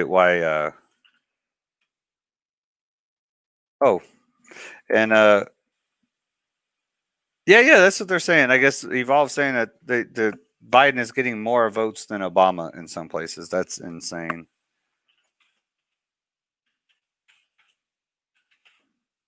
When he pops back in, I'm just sending a request to StreamYard asking him why my mobile guests are constantly freezing up.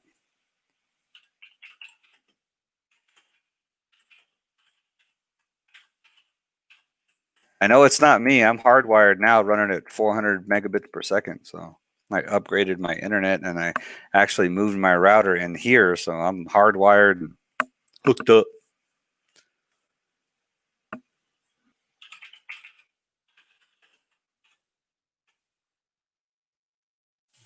I guess video. Need to put video on here.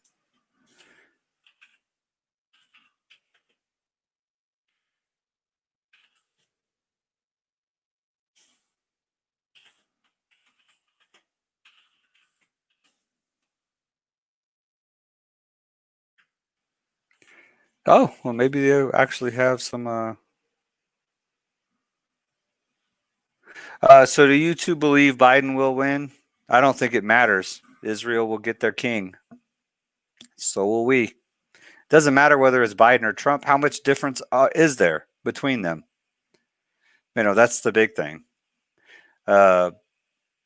I honestly think that Biden will probably going to end up pulling it out because it's just the corruption is there, and the corruption seems to be siding with Biden. You know what I mean? It's like, why would it take so long to count these ballots? It's like they're just digging. They're just dig. Oh, we need some more ballots here. So let's go dig some more ballots up here so Biden can win here. We need some more ballots here. Let's go dig some up here. I will be really shocked if Trump ends up coming out on this thing on top just because of the question. As close to the Wi-Fi router as possible and close out all unused apps and tabs. It's going to restart their device.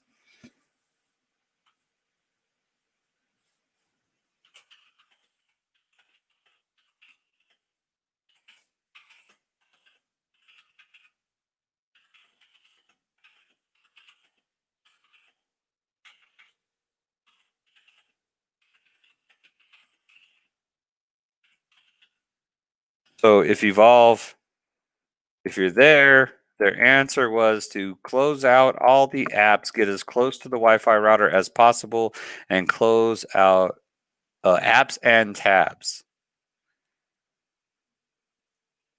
And to restart the device. But I mean, when he was here, he was actually on the same Wi-Fi I was on in just the other room, and he was freezing up.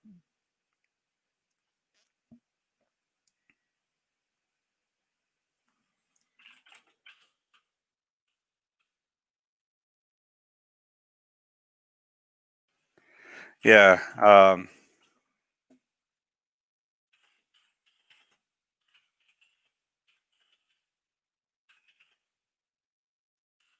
Closer to the same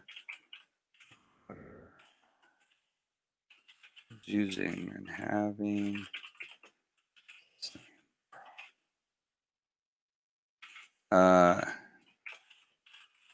Is this common?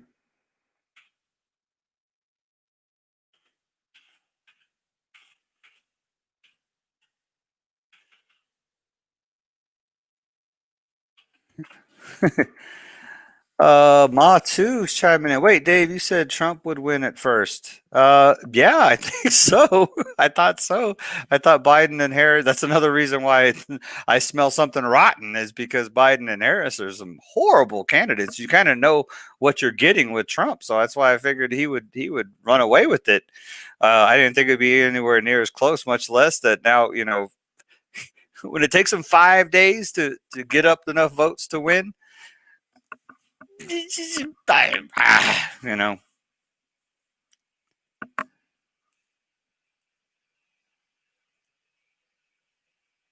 Oh, okay. So mobile's just a little bit less reliable, especially iOS. He's not on iOS.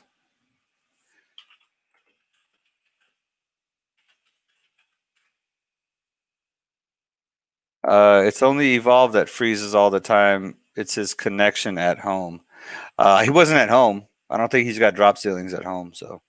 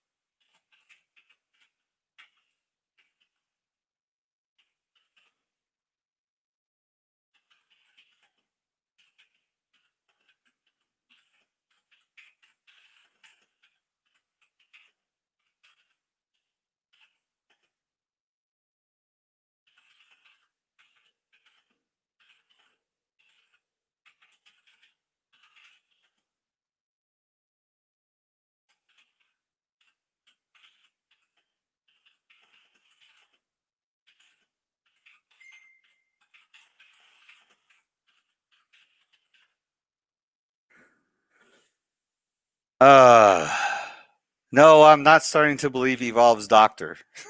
I don't know who that is, so but it's definitely looking like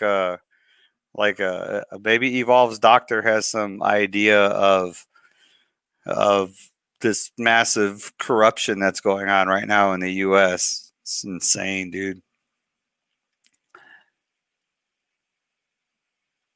So you think Debbie, you think Trump's going to end up winning it?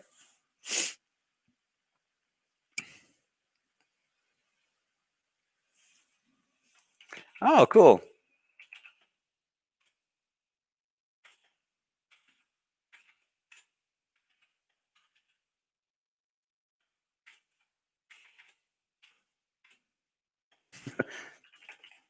It's funny actually being on StreamYard and then talking to StreamYard, chatting with StreamYard's customer support at the same time.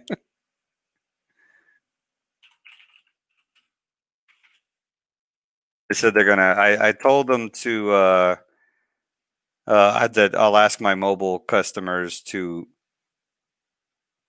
restart shut all apps and then restart their device. But I said they should look at creating a mobile app to make it run smoother because browsers use a lot of resources in the background, and I think that might be the problem. Is if you're running Chrome or whatever mobile browser on your on your phone, that browser has all those all that stuff that runs in the background. So.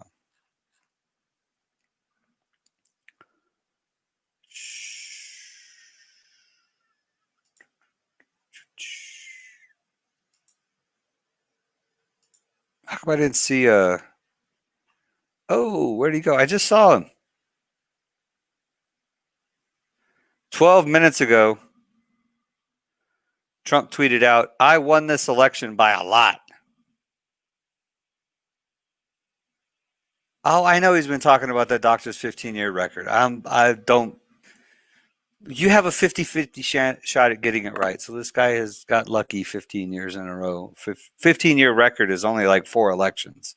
So unless he's doing midterm but I doubt. I think if he's only doing presidential elections, then that would be a 16-year record if he did it here, and that's only 4 elections every 4 years. So 4 elections. So I mean, which is a pretty good record, but it really wouldn't be that hard. I mean, Obama was pretty much a give me. Then I mean, you're going back to what Mitt Romney, right? Was it Mitt Romney that ran against Obama? It was not hard to predict. I think Hillary and Trump would probably be the only really difficult pick out of that whole group of 4. So if you go back 4, you had Hillary, Trump, you had Obama, and Romney, right? Wasn't Al Gore in there somewhere too? Let's see which ones he predicted. Last 4 presidential elections.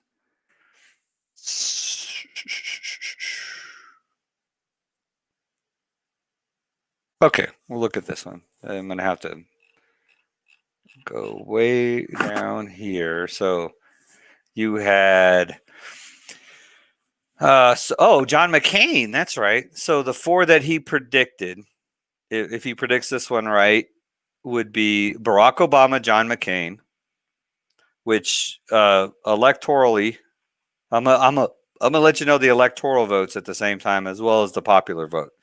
So 2008 was Barack Obama, John McCain. Electoral, Barack Obama won 365 to 173. Popular vote, 66.8 million to 58.3 million. That was with Sarah Palin. Please get the doctor on this stream. So this, actually, let me share the screen with you. Let me share it. Let me add it up here. So this is what I'm looking at right here. So you had Barack Obama right here. So that's pretty much a blowout right there. And then you had Obama and Mitt Romney, which had worse voter turnout, a lot worse voter turnout in 2012. Electorally, about the same. Republicans picked up a little bit. So then here you kind of saw the writing on the wall. So this is really the only one that's kind of surprising. I think we knew Obama was going to win in 2012 too. So so this is the one that's kind of surprising. I mean, Mitt Romney just wasn't that good of a candidate. You know what I mean? So I would love to get that doctor on the stream. That would be interesting. So then here you go. We're still waiting on this one.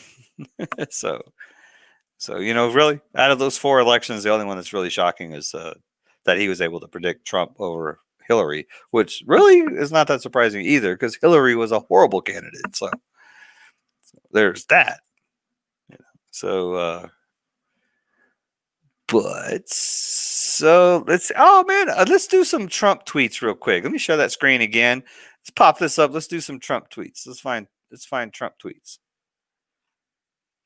Come on, I just saw a whole. There he is. There he is. I won this election by a lot. Right there. Boom, by a lot. Official sources may not have called the race when this was tweeted. Twitter is on Donald Trump, man. They're on him. He can't get away with nothing. Nothing. Oh, yep. Oh, and I don't understand this Senate thing either. It's 48-48. I don't understand that. Why is the Senate? Where's the other 3 senators? 51 wins it, right? Well, actually, it's 4 senators. 5 senators. 5 Senate races we're still waiting on. Craziness, man. Look, Berman Supreme said, "Me too."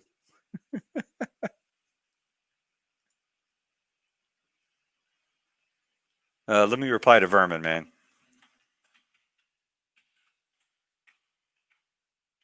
Awesome work this campaign. Congratulations. Congratulations. Ah! Oh, hold on.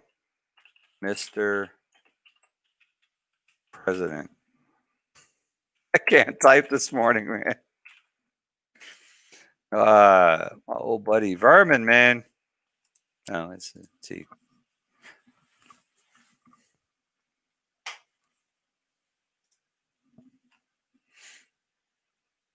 Uh-oh, I lost him again.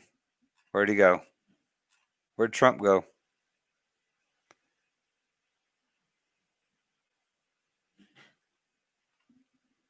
Oh, there it goes.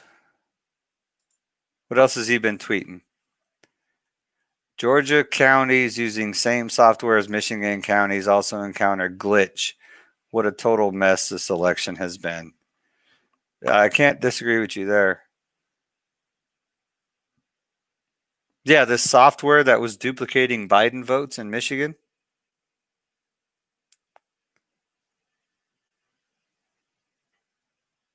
Oh, man, Twitter is all over Donald Trump's tweets, Bruno's. Yeah, man, they will tag everything with these little things here because they consider everything that Trump says is fake news. They hate Donald Trump. Donald Trump passed an executive order trying to force them to stop screening his tweets. They actually block his tweets. Like here, look at this. Look at these. Look at all these tweets right here. 2 hours ago. Some or all of this content in this tweet is disputed and might be misleading about an election or other civic process. And then you have to click view to actually see it. So let's see what tweet Twitter decided to censor from our president.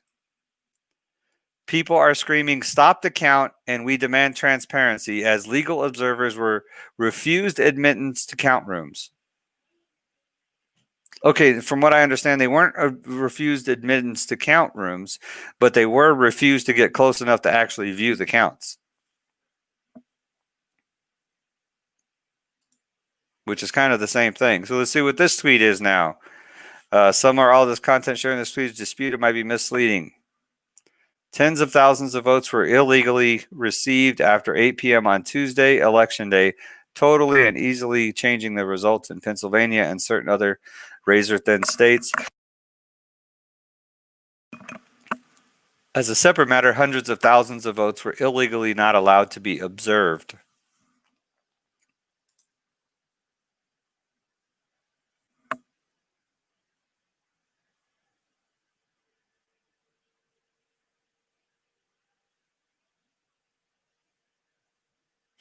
Sorry, somebody got me with the scripture here.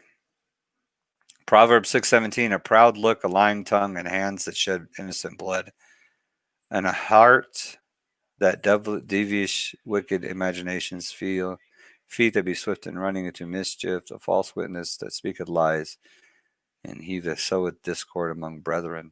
Wow, that's deep.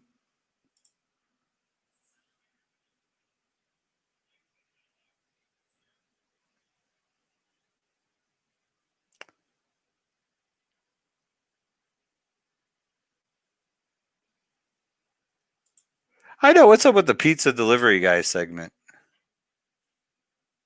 I sent that to Deb. To be fair, Bruno, I only received the pizza from you. But thanks, friend. I took ideals from all and just sent him one big long message. You did, and we did try to implement as many as we could. We just completely forgot about the pizza guy. We'll do it. We'll do that at another time, I'm sure. Maybe just for like a Tuesday stream or something. We'll grab a pizza.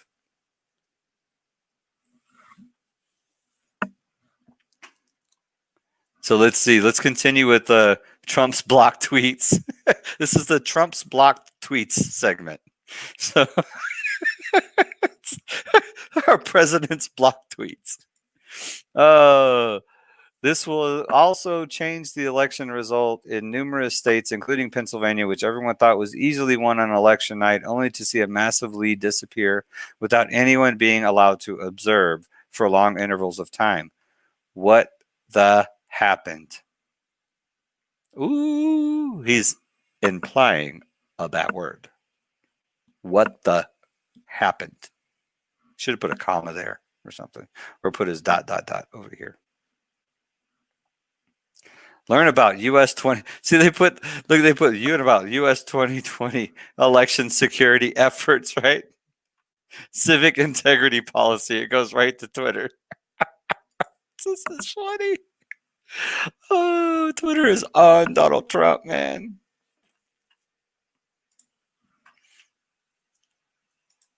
All right. Was that the last one? Yep, that was the last one. So, oh, we could have just went up here, right? We could just view them all like this. All of the Donald's blocked tweets.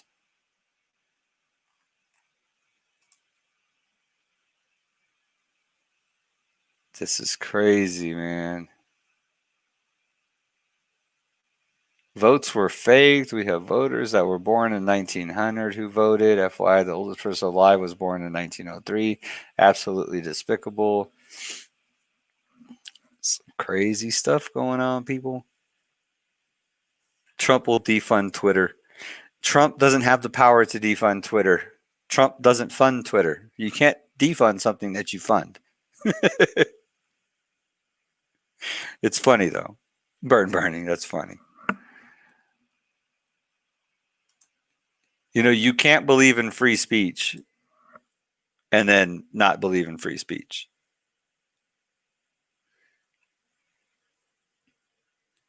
He most certainly holds grudges. That's for sure, Deb and Kate. He holds grudges for sure.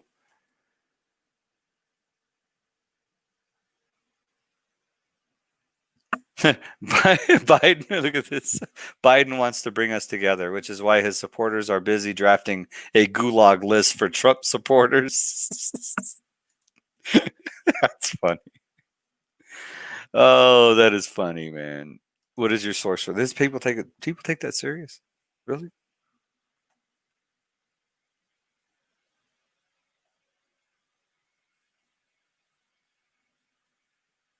There are at least 11 trillion reasons to be worried about what Joe Biden will do. Democracy works. Your vote will be counted. At least once. If you voted Democrat, your vote will be counted at least once. At least once. The ghost and dead people's votes. I believe in it. I haven't seen evidence, so I'm not exactly sure whether I believe it or not. I haven't seen evidence that says there was You know, I actually have seen evidence that it's happened in the past where dead people were voting. There's been evidence. There's been court cases and stuff for election fraud that's went through that show that was happening. But as far as this election cycle, I haven't seen any evidence that it was happening this election cycle. But I don't think any of that evidence is going to come out until after the court dates and everything else happens. So.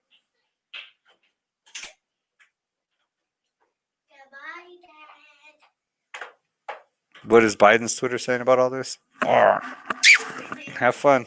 Okay. Are you done? There's Ma too. Oh, No? you're still on? Hi. Uh-huh. I'm still on. Hi. Later, babe. What time does Ohio play?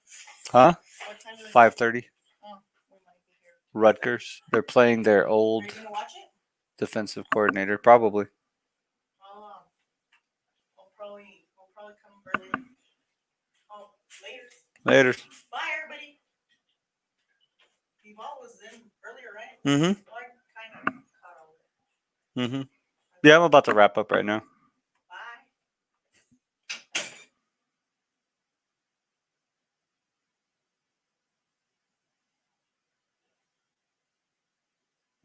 What is the worst thing that I worry about if Biden wins? Me, I fear for our guns. That's hilarious, Bernie. You should be more worried if Trump wins, if you're worried about guns. They're going to grandma's house, by the way. Because let's face it, the only significant gun laws that have been passed in recent history have been passed by Republicans. I mean, Trump is the one who banned bump stocks, which is a blatant violation of your Second Amendment. And he also is the one who supported red flag laws. Let's take their guns.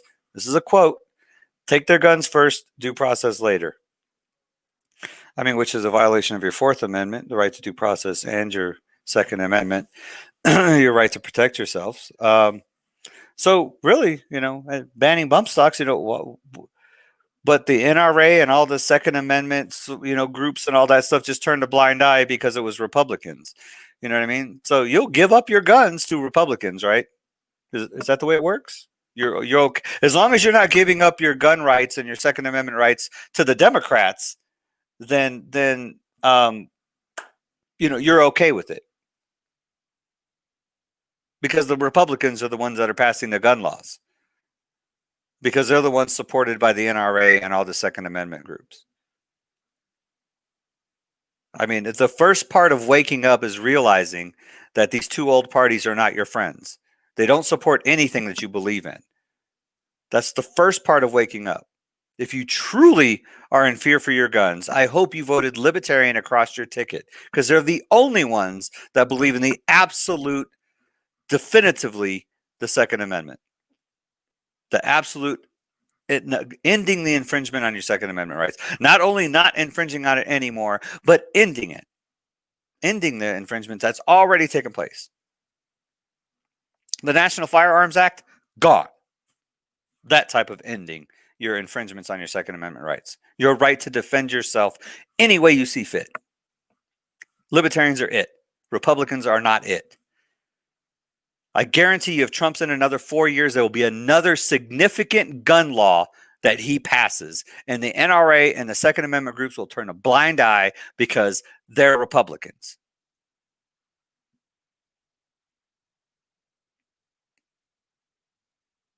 They're not going to ban all guns. They're going to take little pieces at a time, and the Democrats will never get away with it. So it's the Republicans that are going to take a little piece at a time until you don't have any more gun rights. And then you're going to wonder what happened. We've been voting Republican the whole time. We'll have to figure out how to blame it on the Democrats, I guess, right? The Democrats pass these, they submit these massive gun bills that never have a chance of passing Congress in order to just pander to their anti-gun base. That's all they do. Every election cycle, you can look it up. There's some huge, ginormous, sweeping gun control law that comes through that never has a chance to pass. You know what I mean? I'll have like a list. You can look one up. There's one up. I actually did a cast on it a while ago. It has a list of guns like a mile long. The Supreme Court has already determined if it's a popular gun in the country, it can't be banned. So yeah, it's just like a ammunition tax of a massive, like worse than cigarettes, and stuff like that. And there's no way it's going to pass, not at this time at least. But they submit it every time, and that's all they're doing is pandering to their base. The same reason why Trump put Planned Parenthood into the 2018 budget. He knew it wasn't going to pass, but he put it in there just so he could pander to that pro-life base with absolutely no intention of ever doing any of it because they don't want to fix anything. But as far as gun rights are concerned, Republicans are the ones passing the gun laws. Hate to break it to you, but they're not your friends. Beto O'Rourke is the one who said we're going to take your guns. Any decent-minded Democrat is not going to, there's been a few of them, I guess. We're going to take your guns. Okay, they can say whatever they want. It's funny because the Democrats are saying it, but the Republicans are doing it. There's a difference between saying and doing, right? Donald Trump says that he supports gun rights in the Second Amendment, and he bashes the Democrats for saying they're going to take your guns, and he uses that against them. All he's doing is pandering to you, the Second Amendment voter base. Meanwhile, he's the one passing the infringements on your Second Amendment rights.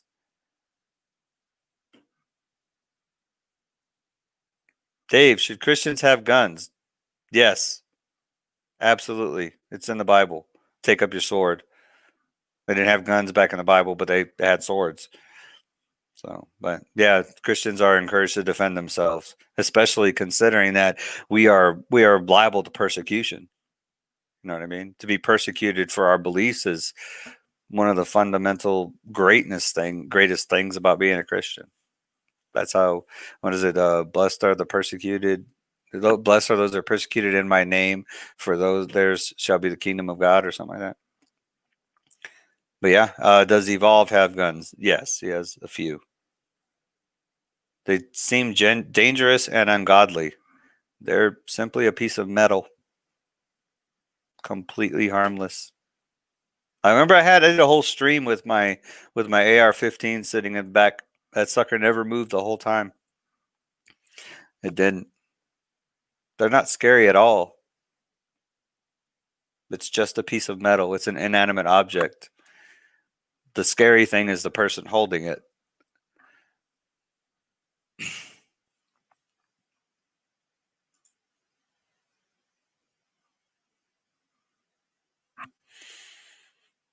That's a good question, though, Kate. Deb and Kate. Christians have guns. Yep. Christians should definitely be protecting themselves. Otherwise, we'd probably get wiped out. It's just a tool for self-defense. It's actually, Deb and Kate, it's actually, I encourage you to go familiarize yourself. The Second Amendment was written to protect the least of us, the weakest of us. The guns are the great equalizer. It's funny because I find that minorities and women and people that are probably not skilled in hand-to-hand combat, we'll say, or not strong enough to forcefully put off a military attack. Or not, I'm reading your comment at the same time. Put off an attacker. That's what the Second Amendment is for. It's the right to self-defense. It's the great equalizer. If somebody comes to force themselves on you, you can defend yourself no matter what size, how big they are. You know what I mean? I don't understand why people who could benefit the most from defending themselves with a firearm are the ones who vote against the right to bear that arm. I just don't understand that. That law is written for you. That constitutional protection is for you. They are the great equalizer. I mean, no matter how big the guy is, when they're staring down the barrel of a gun, they're going to think twice about attacking you or robbing you or raping you or anything else. So, I mean, and as far as men, why do I carry? Because I have a duty to protect my family, a God-given duty for the security and protection of my family. I don't have a whole lot of confidence in my size or ability to fight off an attacker. And besides that, I know that there are threats in this society that have guns and will use them against me and my family.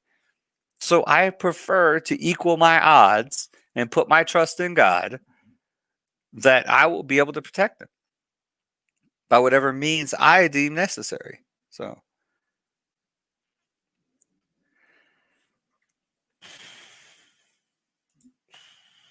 I'm sorry, you're wrong on this one. Biden's website has red flag laws which let judges seize guns without hearing on mental health evaluations. I'm sorry, I'm getting notifications on my computer. I was really saying bans on semi-automatic guns that look like military weapons. Yeah, he's pandering to that base. That's what they do, dude. He's pandering to his voter base. But the fact is, it's Donald Trump, the Republican, that said, take their guns now, due process later. That came. Well, I'll find the quote. I'll find it for you. Okay, let me find it for you, just so you know. And that's what he's talking about: is red flag laws.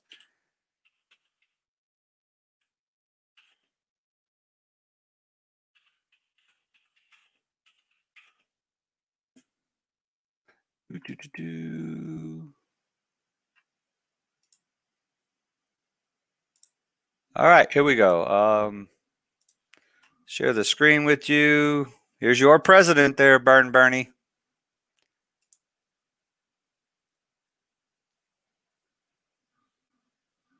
Can you guys hear that?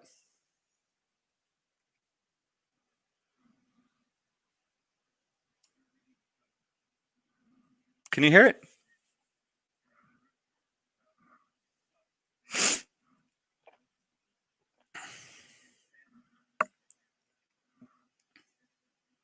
Can you guys hear it? I'm just wondering because it's actually playing through my headphones. It's not going through a mic or anything. So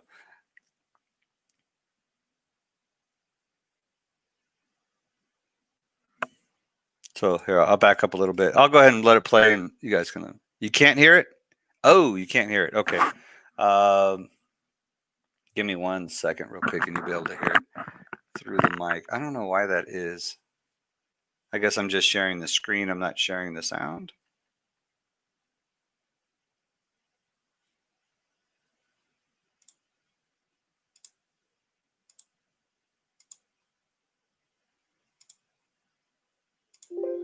Now you should be able to hear it. So you guys weren't even hearing those notifications go off because they were going off in my headset. Different setup. So, all right. So I'll start it from the beginning. Here we go. This is your president. Well, in the category, you spoke about this, gun violence restraining orders. They're called. California actually has a version of this, and I think in your meeting with governors earlier this week, individually and as a group, we spoke about states taking steps. But the focus is to literally give families and give local law enforcement additional tools if an individual is reported to be a potential danger to themselves or others. Allow due process, so no one's rights are trampled, but the ability to go to court, obtain an order, and then collect not only the firearms, but any weapons in the possession Or of that might individual. take the firearms first and then go to court, because that's another system, because a lot of times by the time you go to court, it takes so long to go to court to get the due process procedures. I like taking the guns early, like in this crazy man's case that just took place in Florida. He had a lot of firearms. They saw everything. To go to court would have taken a long time. So you could do exactly what you're saying, but take the guns first, go through due process second. There you go. Thanks for checking out. So there you go. So what do you think about that?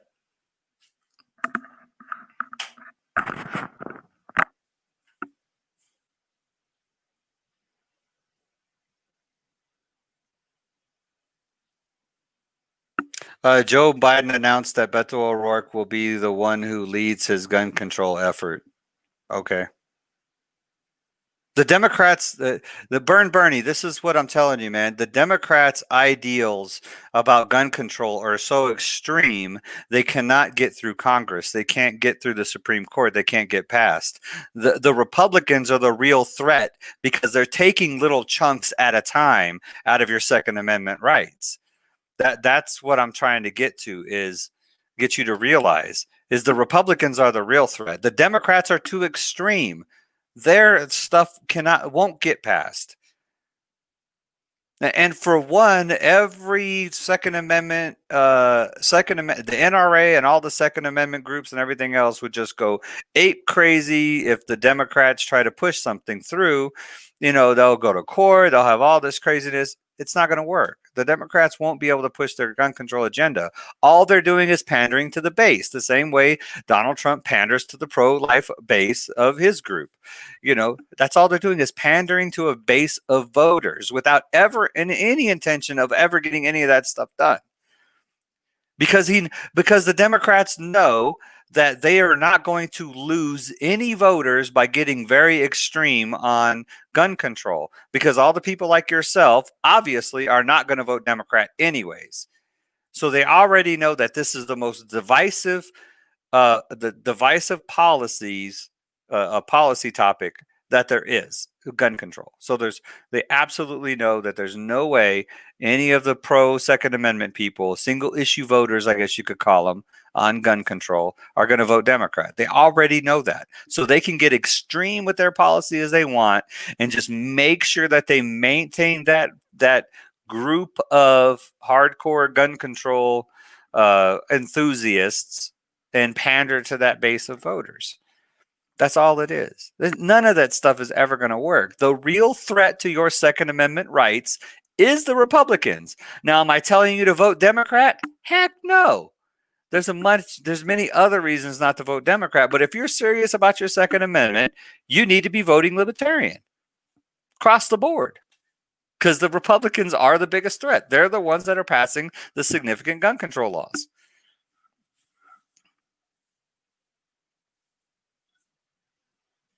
The context was after the Florida shooting. That's the context of that video. I remember it. I remember watching that going, what the hell did he just say?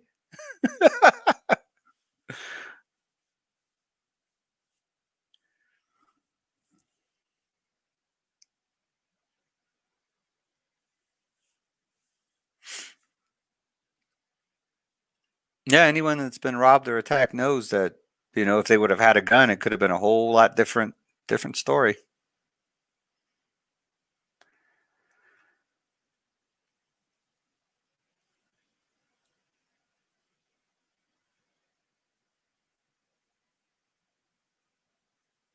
Now, this is the thing that gets me, is this kind of goes into that conspiracy. Now, absolutely, the Second Amendment was written so that the citizens could defend themselves, and as the Declaration of Independence says, which is on my background. Watch.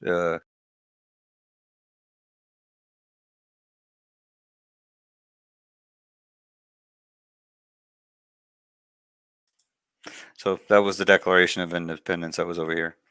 As it says that when a government is no longer serving the people, that it's the duty of the people to overthrow that government and install a new government that is for the people.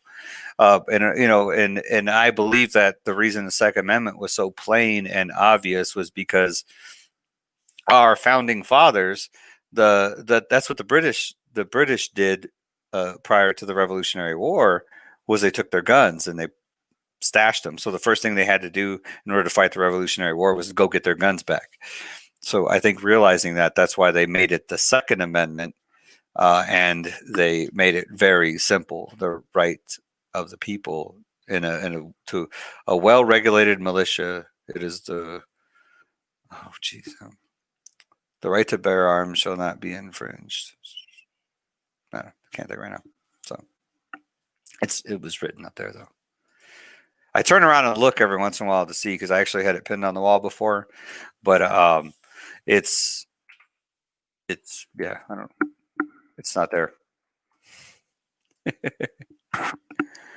Oh man.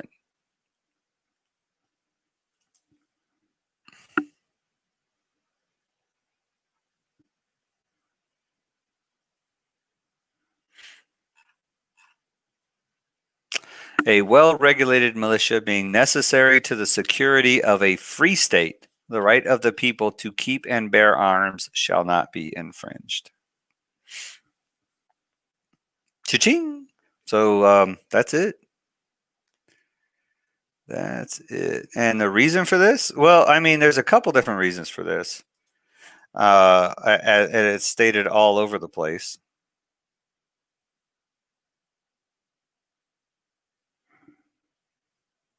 Oh,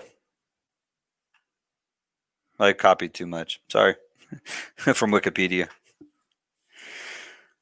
So, but the thing about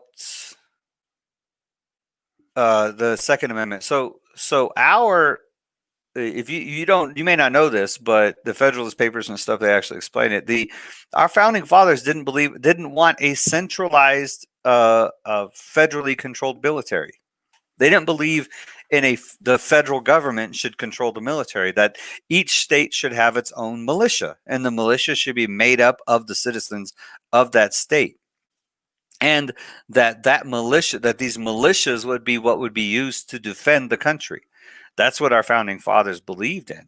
So that's why the right to bear arms was so important to them, so that every citizen in the country, I mean, Virginia, yeah, gun control central is Virginia now. Virginia, believe it or not, in the beginning actually issued guns to their citizens. Like when you became a citizen of the state of Virginia, they issued you a rifle.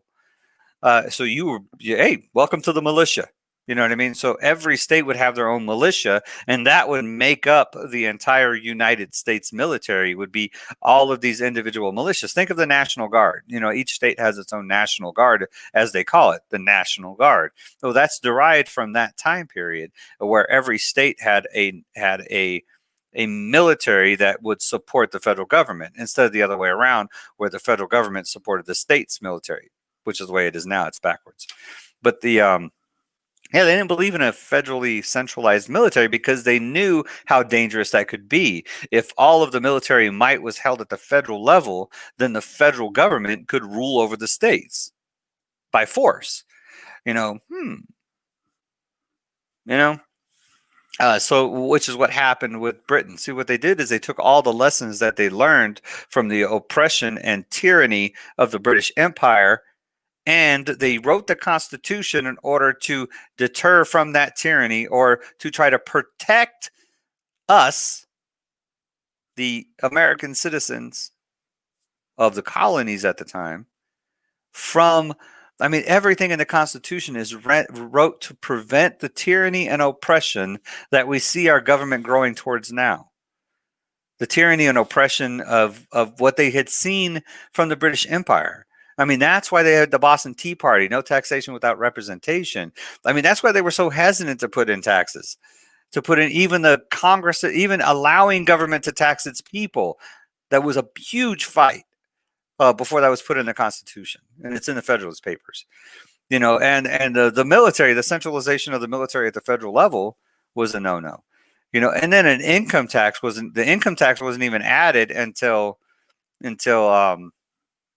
1918, when they instituted the Federal Reserve. So, I mean, all these things are, from the right to bear arms, I want you to go back. I encourage you to go back, read the Constitution, read the Declaration of Independence, and then read the Constitution. But when you read them, think about what the mindset was of our founding fathers, just coming out of the tyranny and oppression of the British monarchy, and then writing a constitution, writing the guidebook or the framework for a free society to operate in, and to try to deter from the ending up with the same kind of oppressive and tyrannical government that they had just got done fighting against. in the Revolutionary War. So,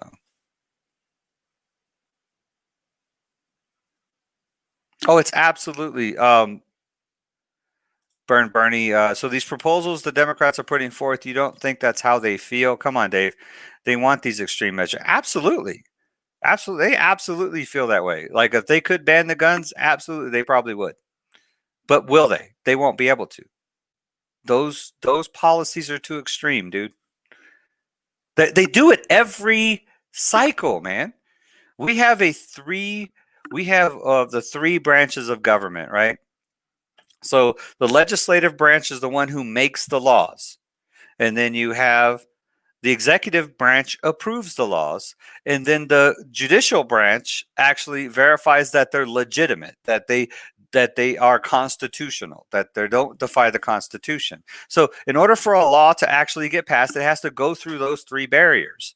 You know what I mean? And so even if you had a Democrat House, a Democrat Senate, and a Democrat president, so if you could write the extreme regulation that they talk about, and then it's all, for one, there's already been Supreme Court, like they tried to ban AR-15s, right? Well, that won't go because the AR-15 is the most popular gun in the country, and in the lawsuit against the Washington D.C. guy with a 9mm. It wasn't too long ago. It was like 2007, I think, 2006. Went to the Supreme Court. Supreme Court ruled.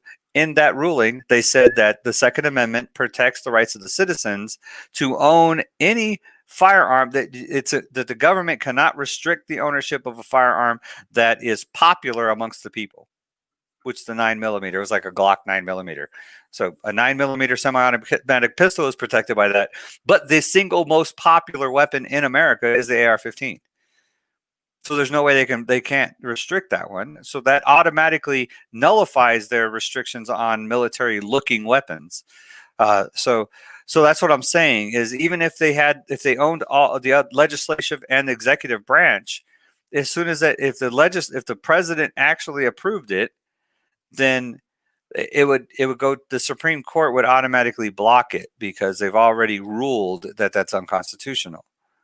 So and then if you don't own the Congress and Senate, then however many Republicans are getting paid by the NRA are going to block something extreme like that. And then if you have a Republican president, then the president can veto it, and it goes back and has to get 2/3, and chances are you won't get 2/3. So the chances of these extreme measures getting passed is super slim. But the chances of these bump stock bans and little tiny chunks out of your Second Amendment get passed all the time. That's how we are where we are now.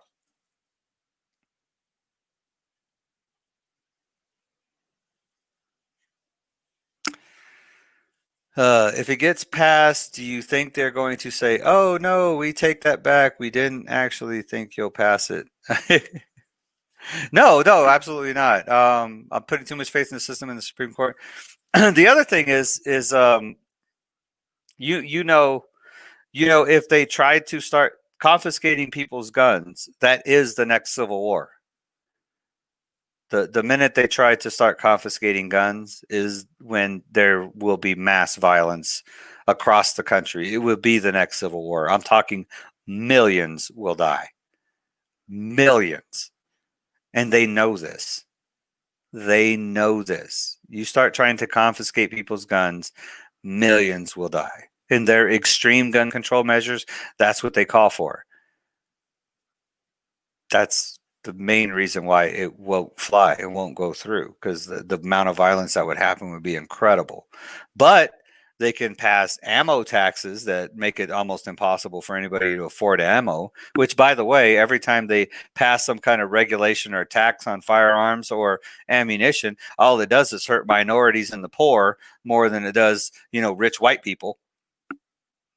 Just like with any kind of licensing law or any other kind of regulation, those things are racist laws that discriminate against poor and minorities. Every gun control that's ever been written is a violation of is a racist law. Any law that requires money for you to pay for a right is racist, and it's discriminatory against the poor. Plain and simple. Yeah, if they try to take people's guns, it'll get absolutely deadly. It'll be ugly, ugly, ugly, ugly. So that's why I don't think that's like the 1,000-meter target. You know what I mean? It's gun control. I think if you're really worried about gun control, you need to, and you are a hardcore Republican and you're worried about gun control, then you need to start talking to your party leadership about really getting behind repealing these gun control laws. Let's go back into the right direction, Republicans. Start repealing. The first thing you could do is repeal your own gun control law and repeal the bump stock ban. Then you can repeal ammo taxes across the board. Then you can force states you could take states to court, to the Supreme Court, and rule that their gun control laws are unconstitutional, like California. Then you could start putting in legislation that calls for constitutional carry. I know it sounds silly because, wait a second, don't we already have a constitution that says we have a right to carry? Oh, absolutely. But yeah, where can you constitutionally carry? You can't even constitutional carry in Texas. You have to be licensed. So if the Republicans were really serious about gun control, they would start repealing all of these unconstitutional laws that are already violating our Second Amendment rights across the country in every state. But they're not serious they're not serious about protecting the Second Amendment. They're only serious about pandering to their base of voters like you. They're the same. Republicans and Democrats are the same. How many times do I have to tell you people this? Republicans and Democrats are the same. They are the Republicrats. They are the government power. The government party who is only interested in gaining more power and leaving you with less power. That's what they are.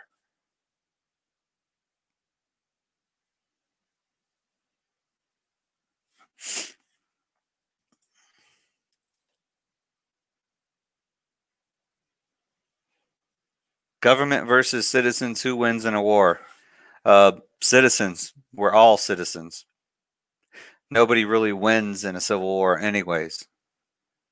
I mean, for one, everybody's like, well, what are you going to do with your AR-15 against a tank?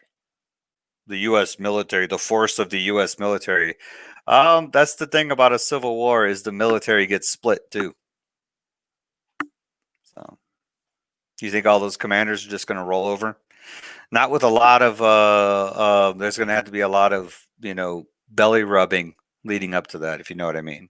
Like pandering to those commanders and stuff for them to just roll over for the government.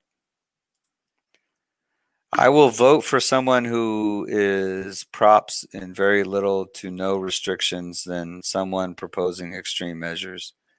So like I said, you're okay with them taking your Second Amendment rights a little bit at a time. The extreme measures, very unlikely they'll get passed, but those little to no restrictions add up to big restrictions in the long run. I mean, just go try to buy a Tommy gun right now. Can't buy it, can't own it. Matter of fact, if they find out you have one, they will come in and take it. They'll confiscate it. Or an Uzi, fully automatic weapon. Any fully automatic weapon, they find out you have it. Matter of fact, they will kill you anyways. There was a case just recently. The guy was sleeping. They shot him in his sleep. And that's what they said, is that he had illegal ownership of firearms, or illegal possession of a firearm. They broke into his house and shot him. I think it was in Maryland.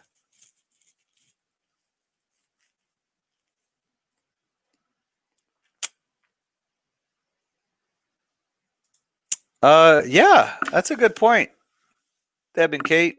Did Obama pass any significant gun control laws? I'm sure he probably tried, because he had to pander to that base. So that would be the most recent example of what I'm talking about, how they pandered to the base, but then they don't actually do it. I mean, it won't actually get through. I mean, I could show you the gun control that was submitted earlier this year. It was huge, massive, sweeping. Yeah, it's still probably sitting in Congress in committee or something.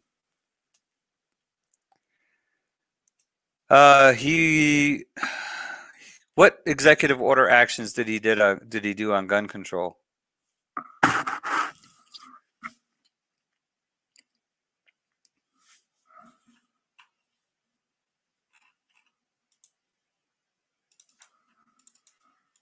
Let me see. Obama executive orders. We'll see if there's any on gun control specifically. Executive orders, gun control. Let's see. List of Obama's gun control measures. President Barack Obama's record on gun control is a fairly weak one. This is from Thought Company. I don't know who that is, but his gun control measures had no teeth. Criminal background checks on gun buyers. Executive actions, not orders.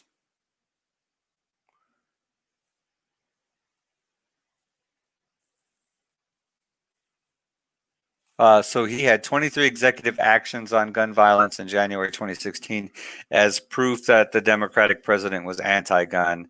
What most fail to point out is that these executive actions contain no new laws or regulations, and they were not executive orders, which are different than executive actions.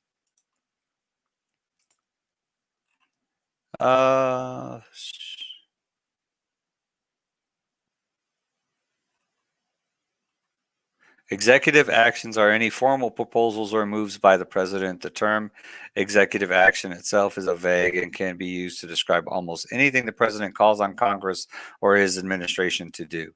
So it's just asking the Congress to do something.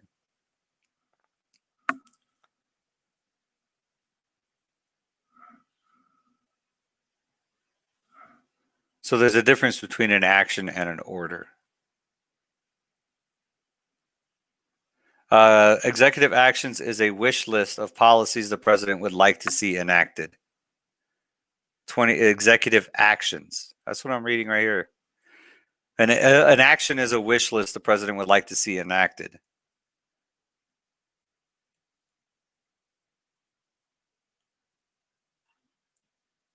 A wish list. That's an executive action. But he did 23 executive actions. But none of them were executive orders.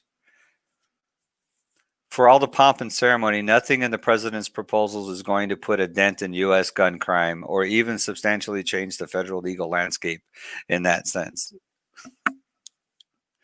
I don't know. I don't know if this seems like a pretty decent page here. Thought Company.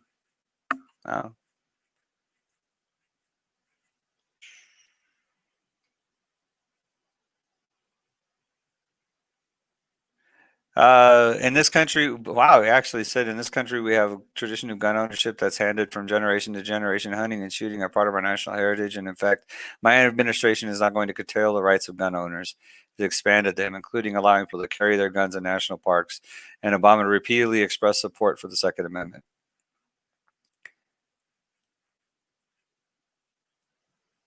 Yeah, he even said, "You got a rifle, you got a shotgun, you got a gun in your house. I'm not taking it away."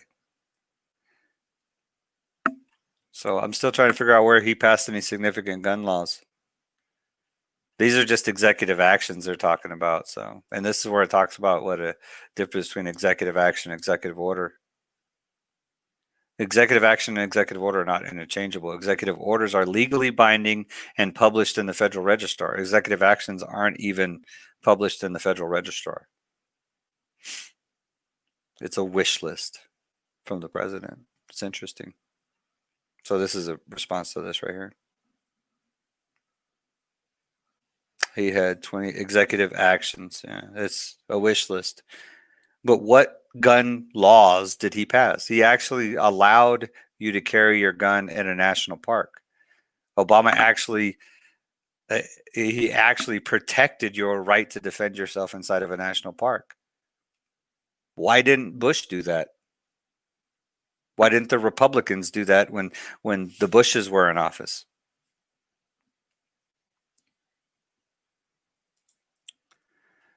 He never passed anything. It seems only Republicans. That's what I'm saying.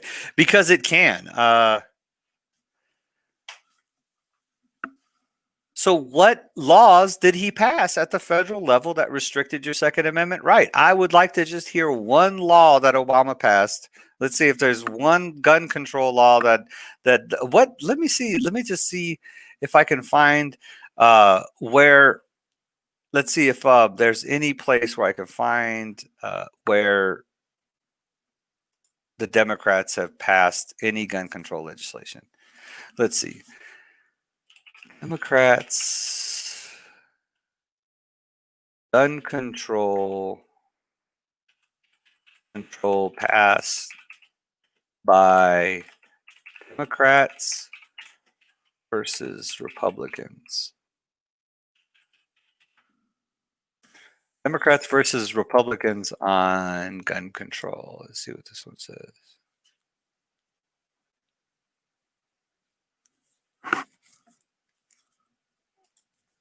See, this is it's action over propaganda, I guess you could say. This is the truth, Burn. That's what I mean. You've been watching my stream long enough. You should realize that the truth is not what they're feeding you, whether it's the politicians or the media. That's not the truth. The truth is something you have to discern for yourself. Quit buying the bias and crap that they're feeding you. It is all an act. It is all a play that they're putting on in order to make you think the way that you think about gun control, about them taking your guns. It's all a way just to keep you voting a certain way, to keep them in power. Meanwhile, behind your back, they're taking the exact rights away that you think are so precious that you'll vote for them because of it. I'm sorry, but it's the truth. I know it sucks to realize that you're being played for a fool. It sucks, but there's freedom in that. There is a lot of freedom in realizing who they are and what they're doing. But you can't move on until you realize that. I guess that's what they call being woke, right?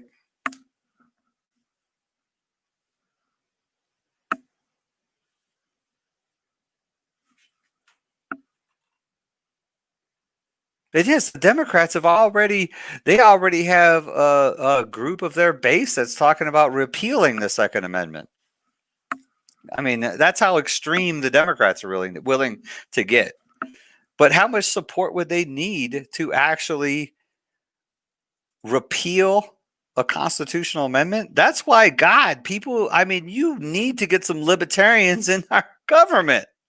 We need to get some libertarians in there to talk some sense into people. Otherwise, the Democrats and Republicans are going to repeal the Second Amendment. Y'all keep messing around voting for Republicans, they're going to end up repealing the Second Amendment. They're just building up their power base. That's all they're doing. They're just building up their power base to that point. No, they were executive actions, Bernie, and executive actions have no teeth. And even an executive order has no teeth if Congress doesn't do anything with it. What significant legislation was passed by the Obama administration? Tell me one thing that Obama banned. Did Obama ban anything? Obama didn't even ban bump stocks. Trump did that. That's what I'm saying. I'm just going around in circles now, dude. I'm not going to keep repeating myself. I've already said it. The executive order has no teeth unless there's legislation that's passed. Trump signed an executive order that forces Twitter to stop blocking his content. You just saw where Twitter blocked all of his content. Executive orders have no teeth unless there's legislation to back it up. That's why the Supreme Court don't get involved with executive orders, because they have no teeth. It's not until they have teeth, until you try to make it a law, that the Supreme Court will get involved. Executive orders are just orders. They're the executive, the boss, ordering the subordinate, which would be Congress, to submit legislation for this. Right? So chances are they submitted legislation and it didn't pass. It didn't go through. So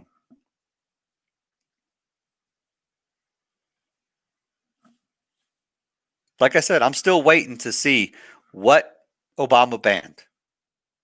What any Democrat has banned. You know what I mean? I think it was a Republican that even instituted the assault weapons ban way back when. But let me verify that real quick. Let's see. Let's see the assault weapons ban.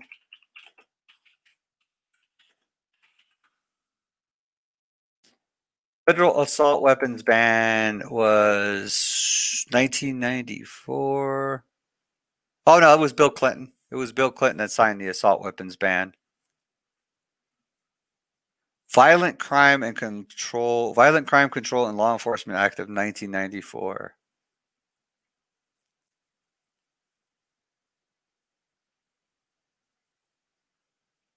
And he was only able to do it for 10 years, so it went from 94 to 2004. So it actually had a sunset law.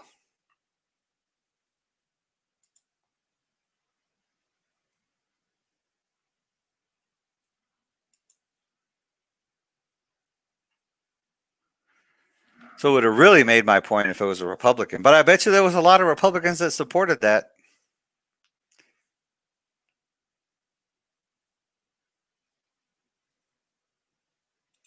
Let's see.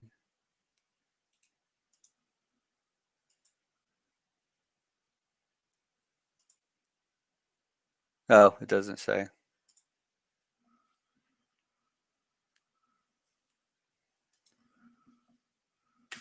Does it matter? So since 1994, what gun control laws have the Democrats passed? I mean, at the federal level. State levels, I mean, it's obvious, man. I mean, you look at these blue, I mean, you can't own a gun in New York, and you can actually get arrested for even like you could legally carry a gun on an airplane, get off the plane, and get arrested for having it in New York. That's how bad it is there. Democrat-controlled states. But that's what I'm saying is why hasn't the federal government sued? Why hasn't Trump sued the state of New York and the state of California for their unconstitutional restrictions on your Second Amendment rights? Why hasn't he drugged them into the Supreme Court in order to force them to protect your Second Amendment rights? Because they don't care. Because all they're doing is pandering to a base. You know, that would actually mean that they have any kind of feeling in this thing, but they don't.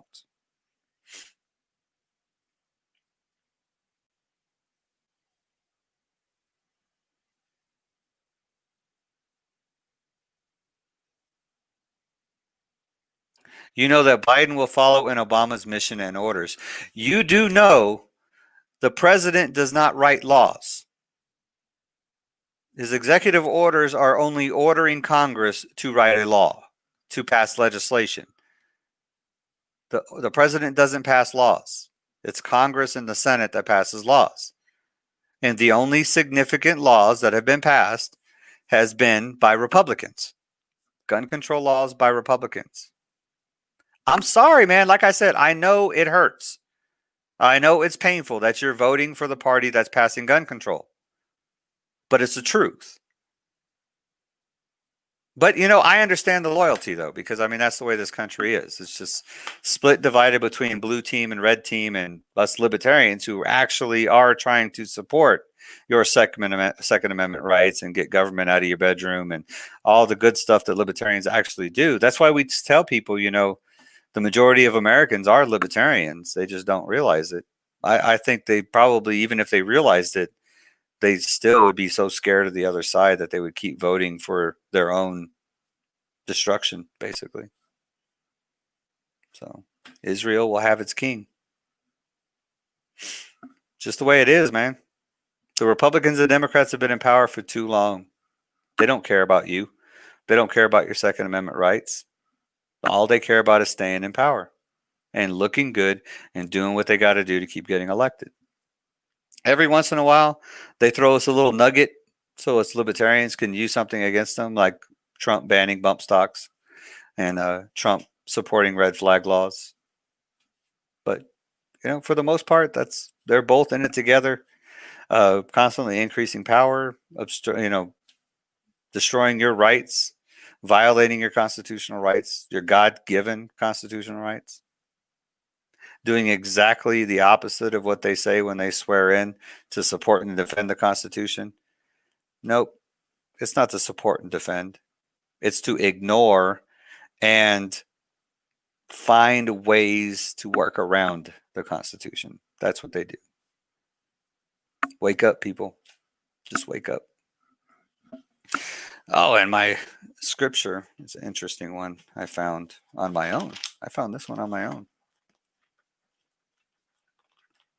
I gotta go, man. My throat's actually hurting. I hope it's not Corona. I'm surprised I've actually made it this far. It's really bothering me when I first started talking. Where is it? Come on, it's like the next to Psalms. It's like the biggest book in the Bible. Isaiah chapter 40. It's the scripture that chapter 40 is where my pastor was, but there was one interesting one in here. Oh, here we go. So it's chapter 40, verse 17. So I'll even write it in here. Isaiah 40. I don't know if I spelled that right. Did I spell it? I did spell it right. Cool. 40. Uh, 17. We'll start at 17. I don't know how far we'll go. Isaiah 40, 17. Okay, so Isaiah chapter 40, Isaiah chapter 40, verse 17. All the nations are as nothing before him. They are accounted by him as less than nothing and emptiness. To whom then will you liken God? Or what likeness compare with him? So, and then it goes on later on. I'm going to skip over a little ways because there was another one.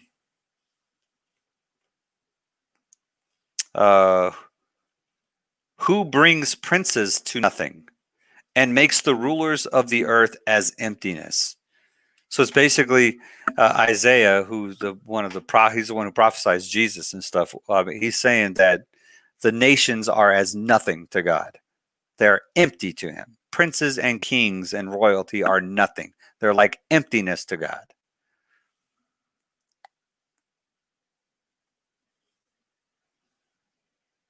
The House passed just 2 gun control laws just last year in March. Shake my head. Well, that was under Trump's administration. Trump could have vetoed it. The executive has to approve it. The reason the House passed it is because the Democrats control the House. And it goes up to Republicans, and then he could have vetoed it. It didn't pass, though. It might have passed the House, but it didn't go anywhere. So,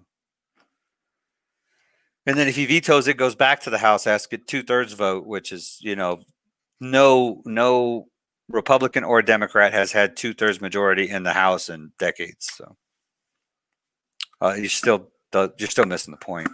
You're still not getting it, Bern. You're still not getting it. The Republicrats are going to take your guns. It doesn't matter which one is in office. One of them is going to take it really fast. The other one's going to take it a little less fast. So if that's okay with you, me, I would rather go the other way and start giving me my Second Amendment rights back. The ones that you've already taken. How about if we get those back? And the Libertarians are the only ones that are willing to give you your rights back. The ones that the Republicrats have already taken. And that's all I'm going to refer to them now. I'm not Republican or Democrat. They're the Republicrats because they're the same. They're the same. They both have the same agenda. Just one of them wants to do things a little bit different than the other. And it's not that I'm not listening. If I wasn't listening, Kid Play 360, then I wouldn't be replying to you. That's the thing about listening. I'm listening. As a matter of fact, I'm actually repeating what you're saying back to you, which shows that I'm actually really listening to what you're saying. But just because I don't agree with you, or I'm trying to enlighten you on something or educate you on something that's happening within our government, doesn't mean that I'm not listening to you.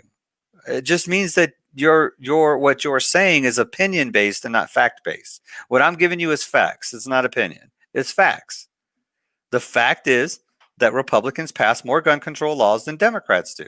Any gun control law that the Democrats try to put forward is going to get blasted and shut down by Republicans because they have to pander to their NRA and their Second Amendment groups that are funding their campaigns and stuff. Their special interest in lobbyists, their gun lobby and special interest that's paying them. They got to pander to them. So they're not going to allow the Democrats. The Democrats don't have any gun lobby that's pandering to them that they need to pander to. So, but the Republicans do. So anything the Democrats try to put forward, the Republicans got to block, right? They have to. But when the Republicans want to pass something, everybody's okay with it. Even the Democrats. All the Democrats were okay with Trump banning bump stocks. They were all okay with it. They're all okay with the red flag laws. All the Democrats are. So all we have to do is just get a few Republicans to be okay with it, and we can pass all the gun control we want. Now, do you see the problem? The problem is the control part. That's the problem. You can't be okay with either side being in control of your gun rights. This is why the Libertarians are the only true Second Amendment protectors. The Libertarians want to repeal the restrictions on your gun rights. Who has ever talked about repealing restrictions on your gun rights? Has the Republicans? Has any Republican? It's not about Obama's executive orders because those are meaningless. They have no teeth. They're not laws.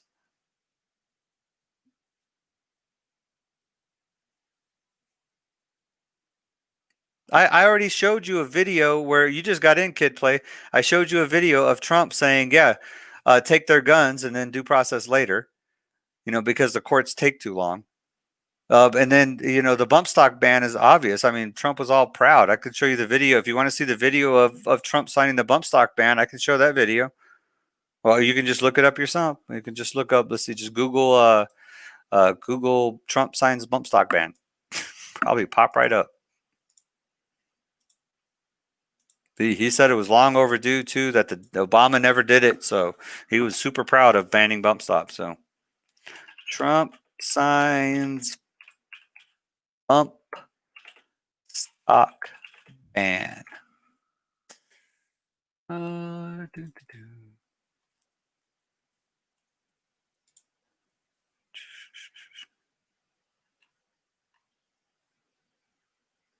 Judge ruled Monday. Oh, they're not actually going to show him signing it? Oh, here we go. Here we go. This morning, we also completed the process to issue a new regulation banning bump stocks. The ban set to go into effect. See, I just want to hear the president. I don't want to hear your stupid commentary. Dabney Frederick rejected one of those. So did you see that? In her 64-page ruling in the case brought by the Firearms Policy Coalition, writing, none of the plaintiffs' challenges merit preliminary injunction unconstitutional rule current owners of bump stock the last year. This morning, we also completed the process to issue a new regulation banning bump stocks. The ban set to go into effect in just weeks. It's a shame that they don't let him say the rest of it because he was, you know how he always brags about everything that he does. He was bragging about how proud he was that he was able to get that done. Why do we even have a Bureau of Alcohol, Tobacco, and Firearms? Why do we have a Bureau of Law Enforcement dedicated to 3 things that are legal in our Constitution?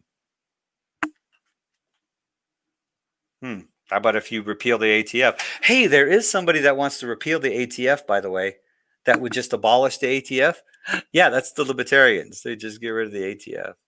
Probably save a couple $2 billion there too. So.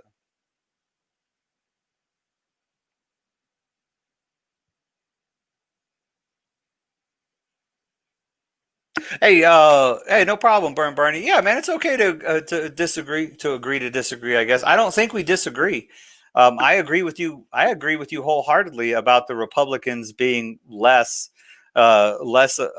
extreme about gun control than the Democrats. But all I'm trying to do is educate you that it is all just a ploy and a play for the Republicans to continue to infringe on your Second Amendment rights.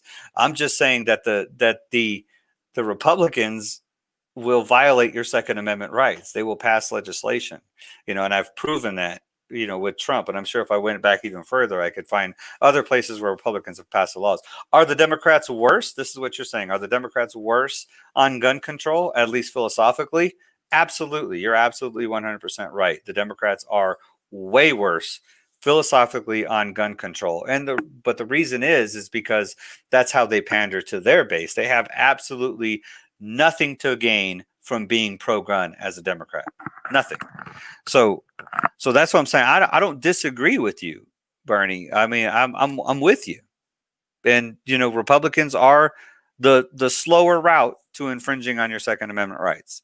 And if you believe that the only way to prevent Democrats from taking your guns is to vote Republican, then probably nothing I can do for you. But seriously, that's the problem. Why libertarians don't get any traction is because the parties have created this division. Just think about it, man. If you don't want a third party to get traction, all you have to do is create this extreme divide between the two parties on a topic. And then you will get the voter base that feels the strongest about that topic to vote one way or another, only to prevent. So you'll have them voting for Team A and Team B forever because of that. So the real ones that want to support those rights will get ignored because you're afraid that Team A or Team B is going to get, what I'm saying? Oh, man, how can I put this? This is significant, man. Significant. So we'll take gun control, right? So the Democrats have absolutely nothing to gain by being pro-gun.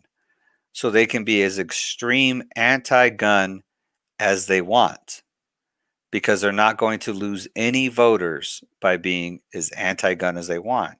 You have this extreme leftist group that is just really anti-gun. And they can pander to that base all they want. And then the people that are in between that are Democrats that really just don't care one way or another. I don't own a gun. I don't care if other people do. They're just going to ignore that policy completely. You know what I mean? The fact that who cares if they want to come take my guns? I don't have any guns. So why do I care? I'm just going to vote blue. Right. And then on the other side of that, so you now have the Republicans who can be pro-gun. But they don't have to be as extreme pro-gun. They can just talk like they're pro-gun. So they can be, you know what I mean? So they can just say, we're the pro-gun group. The Democrats want to take your guns. We're the pro-gun group. So then everybody that's passionate about owning guns and keeping their guns feels like they have to vote for the Republican because the Democrat is so anti-gun, right? So the gun lobby and all the people who are really passionate about guns, the gun lobby, the NRA, and everybody else that's so passionate about it will support the Republicans because they at least are not sounding as evil or as bad as the Democrats are about taking guns. You know what I mean? So you create this division, and then you get people who, and the same thing, like, well, I own guns, so I'd like to keep them, but it's not really that important to me. I'm just going to keep voting Republican. So you create that division on the topic, and then you actually, when you have a real libertarian solution that says, we're going to repeal any Second Amendment infringements. But that can't get traction because of the extreme way that the Democrats are. You know what I mean? So the Democrats are so extreme on it that, and it's the same thing with the pro-life, pro-choice, with immigration, with any other policy that they take to the extreme levels. But in reality, when you really look at the legislation that's being passed and what goes through Congress and stuff, the facts just don't add up. How they campaign and what they preach and what they speak on is just totally different.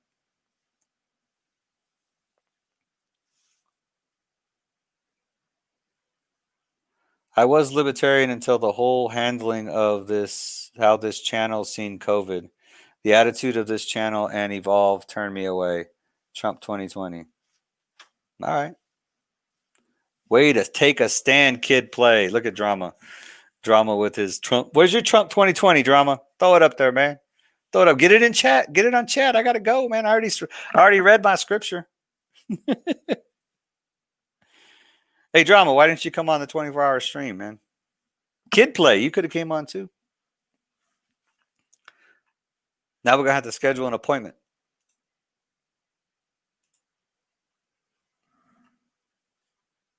No drama. No Trump 2020.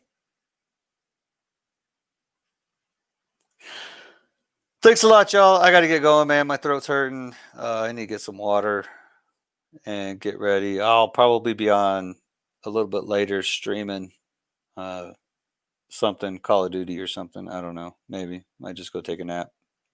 So, hey, Brunos, thanks for coming by. Rich Spears, Darth Yoda, we miss you, man. Practical Practitioner, Debbie and Kate, Lady Shar, Drama Alerts, Chris, my Buckeye fan. Let's go, Bucks.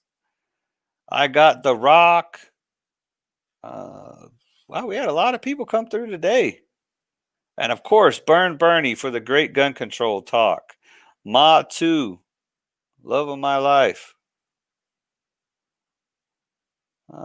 And Kid Play 360. Thanks for hanging around, man. I'm glad we didn't run you off with beating you up over that whole shut down the bars thing, man. I always appreciate the banter. I hope y'all don't take it anything personally. I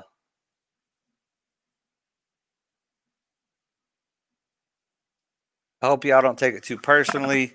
It's just politics, man. We could talk civilly. We can agree to disagree, just like me and Bernie did. We may not agree on it, but just like me and you did, Kid Play. We may not agree on it, but, you know, we can have our discussion. We can make our points and just let God be the judge, you know?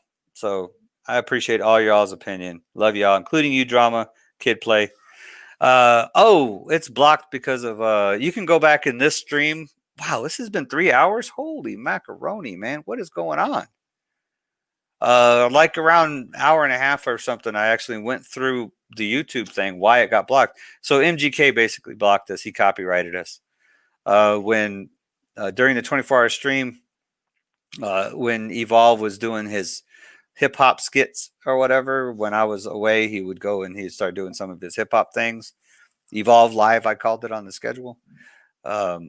I guess he was playing videos. One of them was Tupac.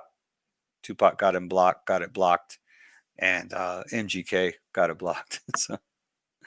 So, and then we're going in and we're trying to edit the video to delete the part that's copyrighted out of the 10-hour and 12-hour video, and it won't delete it. So I don't know. I'm thinking about just leave it for a couple of days or whatever, and there's no way you can there's no customer support. You know, I've Googled it. There's no solution to the problem. It just keeps giving me this weird error every time I try to delete the copyright portion.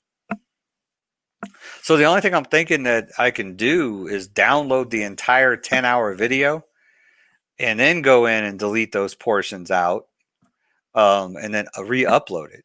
But I don't know if it'll even let me upload a video that big. I don't think it will. So I would have to, I could go into the 24-hour stream and edit like our talking points or whatever, and then just upload them individually. But yeah, but I'm saying Tupac's not I'm not saying Tupac not a good guy. I'm just saying he got copyrighted. He copyrighted us. Michael Jackson didn't even copyright us. We got copyright warnings on a lot of them that said, hey, this can't be monetized. Like this video can't be monetized. So it's like a yellow warning. We've got a whole bunch of those for all the other ones, like the Metallica, BB King, all those other songs that we did. So we got like copyright warnings for those that said, hey, you can't be monetized. But we didn't get blocked except from it was MGK. I'll tell you who blocked us.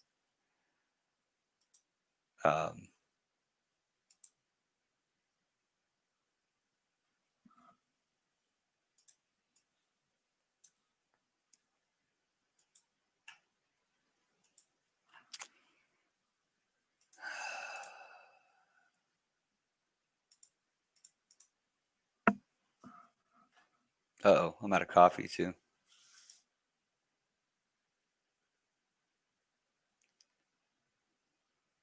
Oh, here in El Paso, here in El Paso, the city they claimed we had this 3,000 spike in positives, COVID positives, like 3,000, and and it turns out they were duplicates. Like the system, the electronic system was duplicating the positive tests, so the report was totally off. 7:15. We went up 2 subs in the past 3 hours.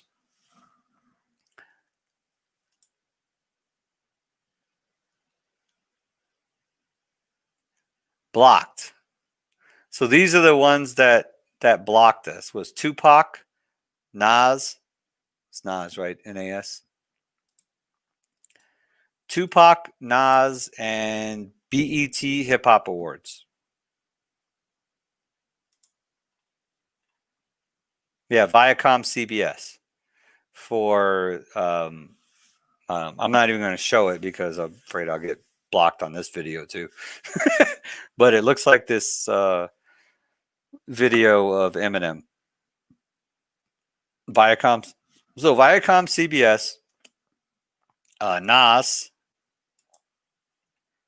which is SME is the copyright owners, and Tupac, which is UMG is the copyright owners for that one. And then that's 3 on that one, on that video. And then the other one,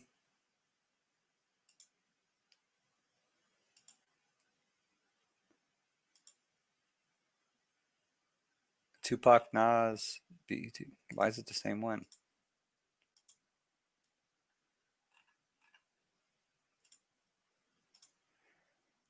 And the other one, so there was one on the first, so those 3 were for the first half of the video, and then this one was from MGK, WMG, and UMG blocked the other video.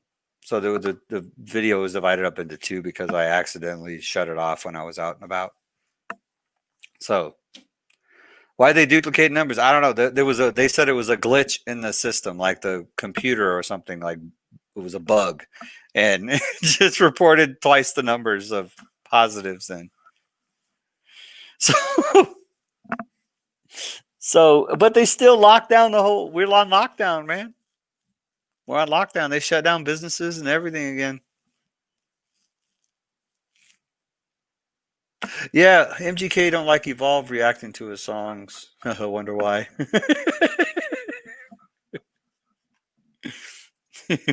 I wonder why.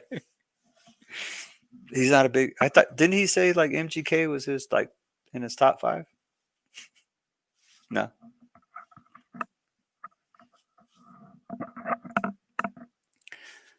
Certain reactors they let go through. Oh, of course, of course.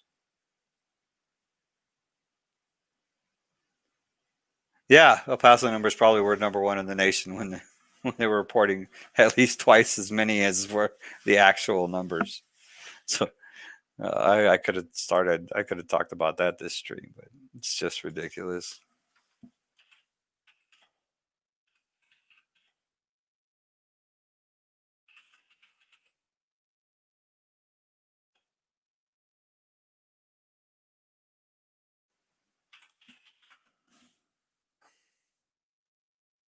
Okay, so here's the news. El Paso officials admit massive COVID-19 spike of 3,100 new cases was error. Public health officials admitted to a major blunder, saying that the more than 3,100 new cases reported a day earlier was incorrect. The number was the result of a 2-day upload of cases in 1 day after the public health department went from inputting data manually to an automatic data upload that was intended to increase efficiency. The county is still seeing more than 1,000 new cases on a daily basis. The correct number of new cases on Wednesday was 1,537. The numbers are still high. 22 deaths in 1,920. My wife looks at these things all the time, and every time she says, there was 6 new deaths today, they all had underlying health conditions. So it's an interesting. No, they actually put us in lockdown after the error. So the lockdown just started. So like, there's no the kids can't go to karate today. So I don't know what the wife's going to do. The gyms are shut down again. So the thing is what's cracking me up about COVID is everybody's dying of COVID. They're not dying of anything else. Like if you have cardiovascular disease and you die of a heart attack, if you had COVID, then it's a COVID death. That's why they say they had underlying health conditions. And, nobody dies of COVID-19. You know that, right? If you look on a death certificate, it's not going to be COVID-19. It's going to be cardiac arrest. Everybody dies of cardiac arrest. Well, almost everybody. So what actually stopped your heart? Your weakened immune system because you're obese, or you have type 2 diabetes, or both, or you have cardiovascular disease because you haven't taken care of your health your whole life, or you're 80 or 90 years old. What actually killed you? Was it your weakened immune system, or was it the virus? The virus just challenged your already weakened immune system, in which case that was bound to happen anyways. So I don't, I'm like, that's why I don't think tracking these stats really matters. I don't think what sense does it make? How many healthy people are dying from COVID-19? That number is probably non-existent. So, it's just, I had a real good analogy I used a few days ago on that, about how people are dying from COVID, but they got these underlying health conditions, right? So, why can't we just say the underlying health condition caused it in reaction to COVID-19? You know what I mean? So if you have cancer and you get COVID and you die of COVID, can't we just say you died of cancer because COVID made the cancer worse, or COVID made your diabetes worse, or COVID made your obesity worse, or whatever, cardiovascular disease or whatever? You know what I mean? It challenged your immune system further than what you were already straining it with your unhealthy lifestyle. I don't know. Just seems interesting that everybody that's dying of COVID has underlying health conditions. Could maybe their deaths be caused by the underlying health conditions? If somebody without underlying health conditions is not dying from COVID, and people with underlying health conditions are dying from COVID, is it really COVID, or is it the underlying health conditions? Is there some logic in that? I'm just wondering. But anyways, I'm getting on a whole nother topic I didn't want to get on. Let me get off of here, guys. I got to get going. If y'all want to talk some more, I'm probably be on Twitch later on. Your governor should step in if your city doing that. The governor has tried. There's a big controversy. Our governor and our county judge and our mayor and the DA of Texas and everything. It's a mess, man. It's a mess here in Texas too. So it's a mess nationally. So it's just a mess. It's funny how government jumps in, makes messes. Let's get government out of our business and start voting Libertarian people. Next year, 2022, Libertarian sweep. Let's do it. Start working now. 2022, 2024. We'll take over the states in 2022. Let's take over the country in 2024. That's where I'm ending this thing right there. Let's do it. Liberty for all. Good ideas don't require force. Taxation is theft. Don't hurt people and don't take their stuff. Vote Libertarian. Love y'all. Love your neighbor. KIP. Keep it positive. And I'll see you later. Peace.